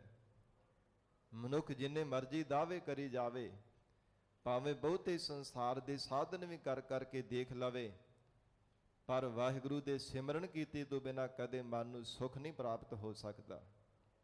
ਭਾਵੇਂ ਸਾਧ ਸੰਗਤ ਜੀ ਇਹ ਪ੍ਰਤੱਖ ਵੀ ਸੰਸਾਰ ਦੀ ਰੀਤੀ ਹੈ। ਪਰਿਵਾਰ ਹੈ, ਭਾਵੇਂ ਸਹੁਰਾ ਪਰਿਵਾਰ ਹੈ ਤੇ ਭਾਵੇਂ ਪੇਕਾ ਘਰ ਹੈ। ਇਹ ਤਾਂ ਇੱਕ ਬਾਹਜ ਭਾਵ ਦੇ ਵਿੱਚ ਉਦਾਹਰਣ ਦੇ ਕਰਕੇ ਉਪਦੇਸ਼ ਦਿੱਤਾ ਹੈ। ਜਿਹੜਾ ਹੁਣ ਪਰਮਾਰਥ ਦੇ ਰਸਤੇ ਤੇ ਚੱਲਣਾ ਹੈ ਨਾ, ਕਿਉਂਕਿ ਸੰਸਾਰ ਇੱਕ ਪੇਕੇ ਘਰ ਦੀ ਤਰ੍ਹਾਂ ਹੈ। ਇਹ ਸੰਸਾਰ ਹੈ ਨਾ, ਇਹ ਪੇਕੇ ਘਰ ਦੀ ਤਰ੍ਹਾਂ ਹੈ। ਤੇ ਉਹ ਅਕਾਲ ਪੁਰਖ ਵਾਹਿਗੁਰੂ ਪਰਮੇਸ਼ਰ ਦਾ ਘਰ, ਪਰਲੋਕ ਘਰ, ਉਹ ਸਾਧ ਸੰਗਤ ਜੀ ਸਹੁਰੇ ਪਰਿਵਾਰ ਦੀ ਤਰ੍ਹਾਂ ਹੈ। ਉਸ ਪਤੀ ਅਕਾਲ ਪੁਰਖ ਵਾਹਿਗੁਰੂ ਪਰਮਾਤਮਾ ਦੇ ਘਰ ਪਹੁੰਚਣਾ। ਇਹ ਸੰਸਾਰ ਰੂਪੀ ਪੇਕਾ ਘਰ ਹਰ ਇੱਕ ਜੀਵ ਨੂੰ ਛੱਡ ਕਰਕੇ ਜਾਣਾ ਪੈਂਦਾ। ਜਿਵੇਂ ਮਾਤਾ ਪਿਤਾ ਹੈ, ਘਰ ਦੇ ਵਿੱਚ ਧੀ ਦਾ ਜਨਮ ਹੋਇਆ, ਸਦਾ ਜ਼ਿੰਦਗੀ ਭਰ ਥੋੜਾ ਘਰੇ ਬਿਠਾ ਕੇ ਰੱਖ ਸਕਦੇ ਆ। ਆਖਰਕਾਰ ਉਹਨੂੰ ਸਾਧ ਸੰਗਤ ਜੀ ਉਹਦਾ ਵਿਆਹ ਕਰਨਾ ਹੀ ਪੈਂਦਾ ਹੈ, ਉਹਨੂੰ ਪਤੀ ਦੇ ਲੜ ਲਾ ਕੇ ਤੋਰਨਾ ਹੀ ਪੈਂਦਾ ਹੈ। ਇਸੇ ਤਰ੍ਹਾਂ ਸਰੀਰ ਕਰਕੇ ਕਿਸੇ ਵੀ ਜੀਵ ਦਾ ਸਦਾ ਸੰਸਾਰ ਵਿੱਚ ਰਹਿਣਾ ਨਹੀਂ ਬਣਦਾ। ਇਹ ਸੰਸਾਰ ਰੂਪੀ ਪੇਕੇ ਘਰ ਦੇ ਵਿੱਚੋਂ ਜੀਵ ਨੂੰ ਇੱਕ ਵਾਰ ਜਾਣਾ ਹੀ ਪੈਂਦਾ ਹੈ। ਤੇ ਮਹਾਰਾਜ ਗਰੀਬ ਨਵਾਜ ਸਤਿਗੁਰੂ ਸੱਚੇ ਪਾਤਸ਼ਾਹ ਜੀ ਕਹਿੰਦੇ, ਜਿਹੜੇ ਭਜਨ ਕਰਦੇ ਆ ਨਾ, ਬੰਦਗੀ ਕਰਦੇ ਗੁਰਮੁਖ ਪਿਆਰੇ, ਉਹਨਾਂ ਦੀ ਜਿਹੜੀ ਜ਼ਿੰਦਗੀ ਹੈ ਨਾ, ਉਹਨਾਂ ਦਾ ਜੀਵਨ ਹੈ ਬੜਾ ਹੀ ਸੁਖਾਲਾ ਨਿਰਵਾਹ ਹੁੰਦਾ, ਬੜਾ ਸੁਖਾਲਾ। ਉਹਨਾਂ ਦੀ ਜ਼ਿੰਦਗੀ ਦੇ ਵਿੱਚ ਕੋਈ ਦੁੱਖ ਨਹੀਂ ਆ ਕਰਕੇ ਚੰਬੜਦੇ, ਕਲ ਕਲੇਸ਼ ਨਹੀਂ ਉਹਨਾਂ ਦੇ ਜੀਵਨ ਦੇ ਵਿੱਚ ਪੈਂਦੇ। ਜੋ ਪ੍ਰਮਾਤਮਾ ਦਾ ਭਜਨ ਕਰਦੇ ਹੈ, ਵਾਹਿਗੁਰੂ ਜੀ ਦਾ ਸਿਮਰਨ ਕਰਦੇ ਹਨ, ਪਰ ਜਿਨ੍ਹਾਂ ਨੇ ਪ੍ਰਮਾਤਮਾ ਦਾ ਭਜਨ ਨਹੀਂ ਕੀਤਾ ਉਹਨਾਂ ਨੂੰ ਨਾ ਤਾਂ ਪ੍ਰਤੱਖ ਜ਼ਿੰਦਗੀ ਵੀ ਸੁੱਖ ਮਿਲਦਾ ਹੈ ਤੇ ਨਾ ਸਾਧ ਸੰਗਤ ਜੀ ਪ੍ਰਮਾਤਮਾ ਦੇ ਘਰ ਦੇ ਵੀ ਸੁੱਖ ਮਿਲ ਸਕਦਾ ਹੈ। ਉਹਨਾਂ ਦੀ ਜ਼ਿੰਦਗੀ ਸਾਰੀ ਦੁੱਖਦਾਇਕ ਬਤੀਤ ਹੁੰਦੀ ਹੈ। ਹਰ ਸਮੇਂ ਕਲੇਸ਼ ਝਗੜਿਆਂ ਦੇ ਵਿੱਚ, ਲੜਾਈਆਂ ਦੇ ਵਿੱਚ, ਹਰ ਸਮੇਂ ਈਰਖਾ ਦੇ ਵਸ ਹੋ ਕੇ ਝਗੜਦਿਆਂ ਹੋਇਆਂ ਹੀ ਆਪਣੀ ਜ਼ਿੰਦਗੀ ਅਕਾਰਥ ਲੰਘਾ ਦਿੰਦੇ ਹਨ। ਕੁਝ ਵੀ ਖੱਟ ਕਰਕੇ ਨਹੀਂ ਜਾਂਦੇ। ਨਾ ਇਸ ਲੋਕ ਦੇ ਵਿੱਚ ਕੋਈ ਜਸ ਖੱਟਦੇ ਆ, ਨਾ ਪ੍ਰਮਾਤਮਾ ਦੇ ਘਰ ਦੇ ਵੀ ਸਤਿਕਾਰ ਮਿਲਦਾ। ਲੋਕ ਪਰਲੋਕ ਦਾ ਮਾਣ ਸਤਿਕਾਰ ਗਵਾ ਲੈਂਦੇ ਹੈ। ਸਾਧ ਸੰਗਤ ਜੀ, ਸੰਸਾਰ ਦੇ ਅੰਦਰ ਸੋਭਾ ਵੀ ਉਹਨਾਂ ਦੀ ਹੁੰਦੀ ਹੈ ਨਾ ਜਿਹੜੇ ਪਿਆਰ ਦੇ ਨਾਲ ਜ਼ਿੰਦਗੀ, ਹਰ ਇੱਕ ਦੇ ਨਾਲ ਪਿਆਰ ਕਰਦੇ ਹੈ, ਹਰ ਇੱਕ ਦੇ ਨਾਲ ਪਿਆਰ ਜਤਾਉਂਦੇ ਹੈ, ਕਿਸੇ ਨੂੰ ਈਰਖਾ ਦੀ ਅੱਖ ਦੇ ਨਾਲ ਨਹੀਂ ਕਦੇ ਵੀ ਦੇਖਦੇ, ਸਮ ਦ੍ਰਿਸ਼ਟੀ ਦੇ ਨਾਲ ਸੰਸਾਰ ਨੂੰ ਤੱਕਦੇ ਹੈ, ਸਭ ਨੂੰ ਆਪਣਾ ਭਾਈਵਾਲ ਬਣਾ ਕਰਕੇ ਬੜੇ ਪਿਆਰ ਦੇ ਨਾਲ ਆਪਣਾ ਜੀਵਨ ਨਿਰਵਾਹ ਕਰਦੇ ਹੈ। ਸੰਸਾਰ ਵੀ ਉਹਨਾਂ ਨੂੰ ਪਿਆਰ ਕਰਦਾ ਹੈ, ਸੰਸਾਰ ਦੇ ਲੋਕ ਵੀ ਉਹਦੇ ਨਾਲ ਪਿਆਰ ਕਰਦੇ ਹੈ, ਕਿਉਂਕਿ ਜੇ ਪਿਆਰ ਕਿਸੇ ਨੂੰ ਦਿੱਤਾ ਜਾਵੇ ਤਾਂ ਹੀ ਸਾਧ ਸੰਗਤ ਜੀ ਲਿਆ ਜਾ ਸਕਦਾ। ਜੇ ਨਫ਼ਰਤ ਦੇਵਾਂਗੇ ਨਾ ਕਿਸੇ ਨੂੰ, ਸਾਨੂੰ ਵੀ ਨਫ਼ਰਤ ਹੀ ਪ੍ਰਾਪਤ ਹੋਵੇਗੀ। ਈਰਖਾ ਕਿਸੇ ਨੂੰ ਦੇਵਾਂਗੇ, ਈਰਖਾ ਦੀ ਨਿਗਾਹ ਦੇ ਨਾਲ ਤੱਕਾਂਗੇ, ਸਾਨੂੰ ਵੀ ਅਗਲਾ ਈਰਖਾ ਦੀ ਨਿਗਾਹ ਨਾਲ ਤੱਕੇਗਾ। ਇਹ ਤੇ ਸਾਧ ਸੰਗਤ ਜਿਵੇਂ ਸਿਆਣੇ ਕਹਿੰਦੇ ਨਾ, ਹੱਥ ਨੂੰ ਹੱਥ ਹੈ, ਇਦਾਂ ਹੀ ਹੈ ਇਹ ਸੰਸਾਰ ਦੀ ਜਿਹੜੀ ਰੀਤੀ ਹੈ। ਤੋ ਮਹਾਰਾਜ ਕਹਿੰਦੇ ਜਿਹੜਾ ਪਰਮੇਸ਼ਰ ਦੇ ਨਾਮ ਤੋਂ ਹੀਣਾ ਜੀਵ ਹੁੰਦਾ ਹੈ, ਲੋਕ ਪਰਲੋਕ ਵਿੱਚ ਦੁੱਖ ਹੀ ਦੁੱਖ ਹਰ ਸਮੇਂ ਸਹਾਰਦਾ ਰਹਿੰਦਾ, ਹਰ ਸਮੇਂ ਦੁੱਖਾਂ ਦੇ ਵਿੱਚ ਹੀ ਲਪਾਈਮਨ ਹੋ ਕੇ ਰਹਿੰਦਾ, ਕਦੇ ਉਹਨੂੰ ਸੁੱਖ ਨਹੀਂ ਪ੍ਰਾਪਤ ਹੋ ਸਕਦਾ। ਇਹ ਬਾਹਜ ਭਾਵ ਦੇ ਵੀ ਸਤਿਗੁਰੂ ਜੀ ਨੇ ਉਪਦੇਸ਼ ਦਿੱਤਾ ਹੈ। ਫਿਰ ਇੱਕ ਸਾਧ ਸੰਗਤ ਜੀ ਜਗਿਆਸੂ, ਜਿਸ ਦੇ ਮਨ ਵਿੱਚ ਪਰਮਾਤਮਾ ਦੇ ਨਾਲ ਮਿਲਣ ਦੀ ਆਸਾ ਜਾਗੀ, ਉਹਨੂੰ ਜਗਿਆਸੂ ਕਿਹਾ ਜਾਂਦਾ ਹੈ। ਜੀਵ ਰੂਪ ਸਖੀ ਦਾ ਰੂਪਕ ਅਲੰਕਾਰ ਬਣਾ ਕੇ ਬੇਨਤੀ ਕਰਕੇ ਦੱਸਦਾ ਹੈ, ਮਹਾਰਾਜ ਮੈਂ ਵੀ ਬਹੁਤ ਜ਼ਿਆਦਾ ਦੁਖੀ ਹਾਂ। ਭਗਤ ਕਬੀਰ ਸਾਹਿਬ ਜੀ ਦੇ ਕੋਲ ਆ ਕੇ ਆਪਣਾ ਦੁੱਖ ਸੁਣਾਉਂਦਾ ਹੈ। ਫਿਰ ਪ੍ਰਾਰੰਭ ਤੋਂ ਪੜੋ ਜੀ। ਸਾਸ ਕੀ ਦੁਖੀ ਸਸੁਰ ਕੀ ਪਿਆਰੀ। ਕਹਿੰਦਾ ਜੀ ਮਹਾਰਾਜ, ਹੇ ਭਗਤ ਕਬੀਰ ਸਾਹਿਬ ਜੀ, ਇਹ ਜਿਹੜੀ ਮਾਂ ਰੂਪੀ ਮਾਇਆ ਰੂਪ ਸੱਸ ਹੈ ਨਾ, ਬੜੀ ਦੁੱਖ ਦਿੰਦੀ ਹੈ। ਕਿਉਂਕਿ ਮਾਇਆ ਹੈ ਹੀ ਸਾਧ ਸੰਗਤ ਜੀ ਦੁੱਖ ਰੂਪ ਹੈ। ਜੋ ਵੇਦਾਂਤ ਦੇ ਅੰਦਰ ਸਾਧ ਸੰਗਤ ਗ੍ਰੰਥਾਂ ਵਿੱਚ ਲਿਖਿਆ ਹੋਇਆ, ਮਾਇਆ ਹੈ ਇਹ ਅਸਤ, ਜੜ ਅਤੇ ਦੁੱਖ ਰੂਪ ਹੈ। ਨਾ ਸਦਾ ਰਹਿਣ ਵਾਲੀ ਹੈ, ਨਾ ਚੇਤਨ ਹੈ, ਤੇ ਨਾ ਸੁੱਖ ਦੇਣ ਵਾਲੀ ਹੈ। ਅਸਤ, ਜੜ ਅਤੇ ਦੁੱਖ ਰੂਪ ਹੈ। ਪਰਮਾਤਮਾ ਦਾ ਸਰੂਪ ਸਤ, ਚੇਤਨ ਤੇ ਆਨੰਦ ਸਰੂਪ ਹੈ। ਪਰਮਾਤਮਾ ਸੱਚ ਵੀ ਹੈ, ਚੇਤਨ ਵੀ ਹੈ, ਤੇ ਸਦਾ ਇੱਕ ਰਸ ਰਹਿਣ ਵਾਲਾ ਵੀ ਪਰਮੇਸ਼ਰ ਦਾ ਸਰੂਪ ਹੈ। ਇਸ ਲਈ ਮਾਇਆ ਦੇ ਸੁੱਖ ਤੋਂ ਕਦੇ ਵੀ ਕਿਸੇ ਨੂੰ ਆਤਮਿਕ ਸੁੱਖ ਨਹੀਂ ਪ੍ਰਾਪਤ ਹੋ ਸਕਿਆ। ਭਾਵੇਂ ਬੜਾ ਕੋਈ ਲੱਖਾਂ ਪਤੀ, ਕਰੋੜਾਂ ਪਤੀ, ਅਰਬਾਂ ਪਤੀ ਬਣ ਜਾਵੇ, ਪਰ ਸਾਧ ਸੰਗਤ ਜੀ, ਮਹਾਰਾਜ ਜੀ ਦੇ ਬਚਨ ਹਨ ਗੁਰਬਾਣੀ ਅੰਦਰ, ਜਿਸ ਗ੍ਰਹਿ ਬਹੁਤ ਤਿਸੈ ਗ੍ਰਹਿ ਚਿੰਤਾ। ਕਹਿੰਦੇ ਹਨ ਕਿ ਜਿਹਦੇ ਕੋਲ ਬਹੁਤਾ ਧਨ ਪੈਸਾ ਆ ਜਾਂਦਾ, ਉਹਨੂੰ ਸਾਂਭਣ ਦੀ ਚਿੰਤਾ ਦਾ ਦੁੱਖ ਲੱਗਾ ਰਹਿੰਦਾ। ਤੇ ਚਿੰਤਾ ਸਿਆਣਿਆਂ ਨੇ ਚਿਖਾ ਦੇ ਬਰਾਬਰ ਕਹੀ ਕਿ ਚਿਖਾ ਵਰਗੀ ਹੁੰਦੀ ਹੈ। ਜਿਵੇਂ ਚਿਖਾ ਤੇ ਕੋਈ ਸੜਦਾ ਨਾ, ਚਿੰਤਾ ਕਰਕੇ ਇਸੇ ਤਰ੍ਹਾਂ ਮਨੁੱਖ ਦਾ ਜਿਹੜਾ ਮਨ ਹੈ ਨਾ, ਚਿੰਤਾ ਰੂਪ ਅੱਗ ਦੇ ਵਿੱਚ ਚੜਿਆ ਹੋਇਆ ਹਰ ਸਮੇਂ ਸੜਦਾ ਰਹਿੰਦਾ ਹੈ, ਸੜਦਾ ਰਹਿੰਦਾ ਹੈ। ਕਦੇ ਸੁੱਖ ਥੋੜਾ ਮਿਲਦਾ ਹੈ। ਫਿਰ ਸਾਂਭਣ ਦੀ ਚਿੰਤਾ ਬਣੀ ਰਹਿੰਦੀ ਹੈ। ਭਾਵੇਂ ਗਰਭਾਪਤੀ ਬਣ ਜਾਵੇ, ਉਹ ਚਿੰਤਾ ਦਾ ਦੁੱਖ ਲੱਗਾ ਰਹਿੰਦਾ, ਕੌਣ ਸਾਂਭੇਗਾ, ਇੰਨਾ ਪੈਸਾ ਇਕੱਠਾ ਕੀਤਾ, ਕਿਤੇ ਕੋਈ ਚੋਰ ਹੀ ਨਾ ਚੁਰਾ ਕੇ ਲੈ ਜਾਵੇ। ਫਿਰ ਇਸ ਪ੍ਰਕਾਰ ਹਜੂਰ ਕਹਿੰਦੇ ਹਨ, ਇਸ ਲਈ ਸਾਸ ਕੀ ਦੁਖੀ, ਬੇਨਤੀ ਕਰਕੇ ਦੱਸ ਰਹੇ ਨੇ ਮਹਾਰਾਜ, ਜਿਹੜੀ ਮਾਇਆ ਰੂਪ ਇਹ ਸੱਸ ਹੈ ਨਾ, ਇਹ ਬੜਾ ਮੈਨੂੰ ਦੁਖੀ ਕਰ ਰਹੀ ਹੈ। ਸਸੁਰ ਕੀ ਪਿਆਰੀ, ਤੇ ਕਹਿੰਦੇ ਜਿਹੜਾ ਅਗਿਆਨ ਰੂਪੀ ਸਸੁਰ ਸਹੁਰਾ ਹੈ ਨਾ, ਉਹ ਮਾਇਆ ਉਹਦੀ ਪਿਆਰੀ ਹੈ। ਅਗਿਆਨ ਰੂਪੀ ਸਹੁਰਾ ਉਹਦੀ ਪਿਆਰੀ ਹੈ। ਇਸ ਕਰਕੇ ਅਗਿਆਨ ਰੂਪ ਸਹੁਰਾ ਵੀ ਕਿਹੜਾ ਮੈਨੂੰ ਸੁੱਖ ਦਿੰਦਾ, ਉਹ ਵੀ ਦੁੱਖ ਹੀ ਦਿੰਦਾ ਹੈ। ਅਗਿਆਨ ਕਰਕੇ ਵੀ ਕਦੇ ਕਿਸੇ ਨੂੰ ਸੁੱਖ ਨਹੀਂ ਪ੍ਰਾਪਤ ਹੋ ਸਕਦਾ। ਜੇਠ ਕੇ ਨਾਮ ਡਰੋ ਰੇ। ਤੇ ਜੇਠ ਨਾਮ ਸਾਧ ਸੰਗਤ ਜੀ ਧਰਮ ਰਾਜੇ ਦਾ ਹੈ। ਜਿਹੜਾ ਠਹਿਰਾਉਣ ਵਾਲਾ ਹੈ ਨਰਕਾਂ ਦੇ ਵਿੱਚ, ਜਾਂ ਆਪਣੀ ਕਚਹਿਰੀ ਦੇ ਵਿੱਚ ਖਿਲਾਰ ਕੇ ਤੇ ਸਾਰੇ ਕਰਮਾਂ ਦਾ ਹਿਸਾਬ ਕਿਤਾਬ ਲੈਣ ਵਾਲਾ ਜਿਹੜਾ ਧਰਮ ਰਾਜਾ ਹੈ, ਉਹਦਾ ਨਾਮ ਸੁਣ ਕੇ ਮੇਰਾ ਮਨ ਕਹਿੰਦੇ ਕਿ ਡਰਦਾ ਹੈ। ਕਿਉਂਕਿ ਨਾਨਕ ਕਹਿੰਦੇ ਹਨ ਮਥਨ ਮਧਾਨੀਆਂ ਜਿਉ ਮੱਥੇ ਧਰਮ ਰਾਏ। ਨਾਨਕ ਜਿਉ ਮਥਨ ਮਧਾਨੀਆਂ ਤਿਉ ਮੱਥੇ ਧਰਮ ਰਾਏ। ਕਹਿੰਦੇ ਜਿਵੇਂ ਬੀਬੀਆਂ ਰੜਕਣਾ ਪਾ ਕੇ ਰਿੜਕਦੀਆਂ ਨਾ ਮਧਾਣਾ ਪਾ ਕੇ, ਇਦਾਂ ਧਰਮ ਰਾਜਾ ਵਿਚਾਰ ਰੂਪੀ ਮਧਾਣੀ ਪਾ ਕੇ ਜੀਵ ਤੇਰੇ ਕਰਮਾਂ ਦਾ ਮੰਥਨ ਕਰਨ ਵਾਲਾ ਹੈ। ਤੇ ਜੇ ਕੀਤੇ ਪਾਪ ਕਰਮੇ ਆ, ਮੰਦ ਕਰਮ ਜ਼ਿੰਦਗੀ ਭਰ ਕੀਤੇ ਐ, ਤੇ ਧਰਮ ਰਾਜੇ ਦਾ ਨਾਮ ਸੁਣ ਕੇ ਡਰ ਹੀ ਮਨ ਵਿੱਚ ਆਵੇਗਾ ਨਾ ਕਿ ਕਰੜੋ ਧਰਮ ਰਾਇਆ।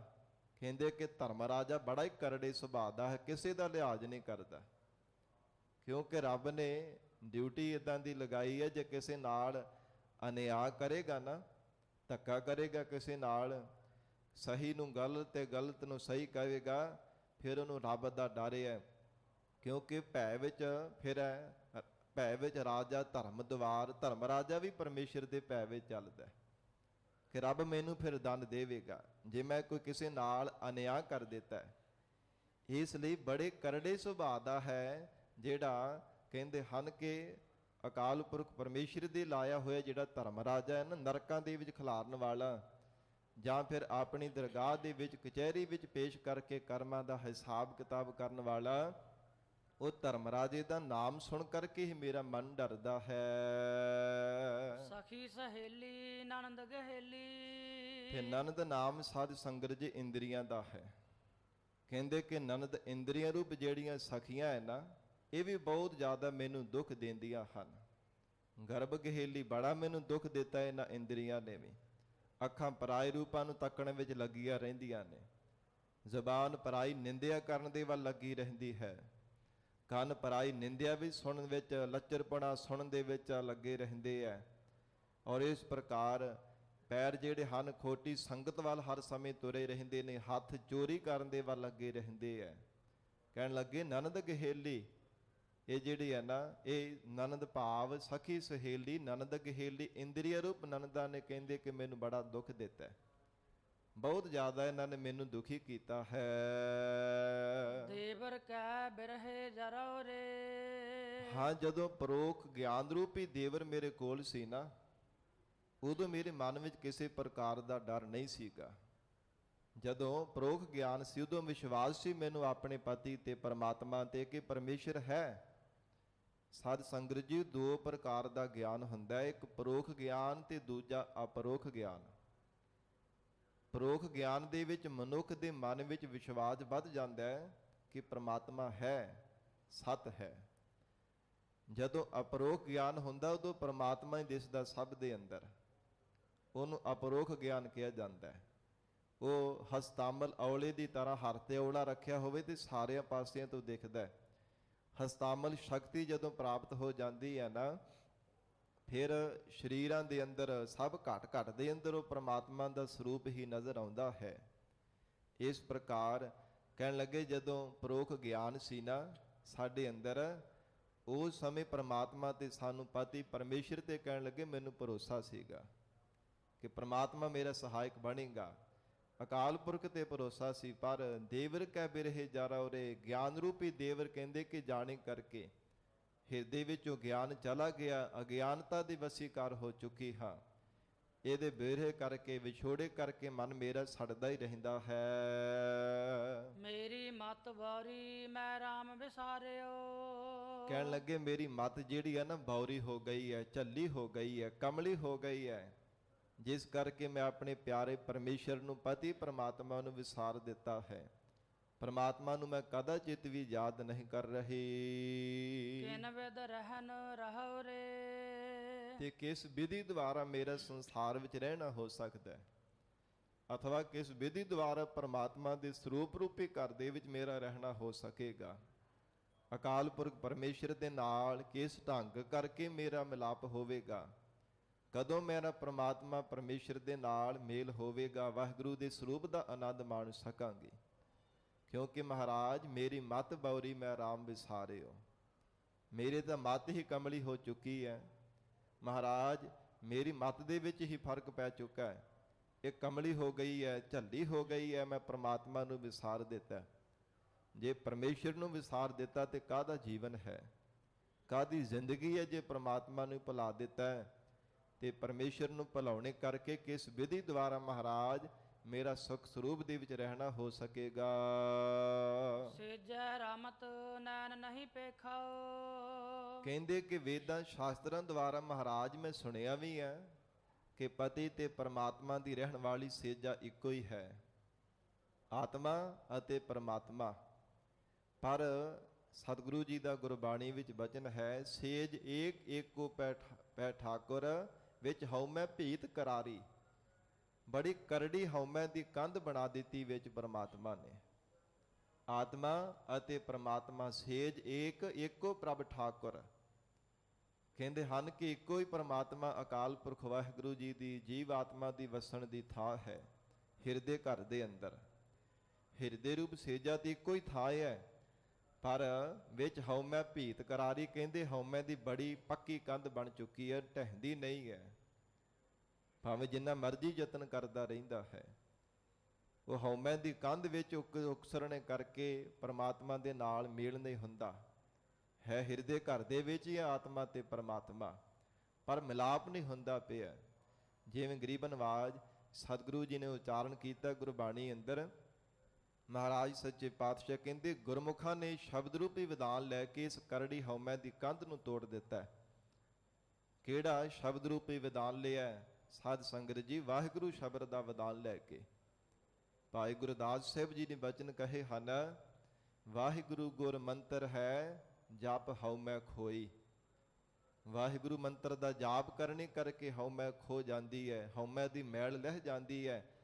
ਤੇ ਗੁਰਮੁਖਾਂ ਨੇ ਵਾਹਿਗੁਰੂ ਸ਼ਬਦ ਦਾ ਵਿਧਾਨ ਲੈ ਕੇ ਕਰੜੀ ਜਿਹੜੀ ਕੰਧ ਹੈ ਨਾ ਹਉਮੈ ਦੀ ਬਣੀ ਹੋਈ, ਇਹਨੂੰ ਢਾਹ ਦਿੱਤਾ।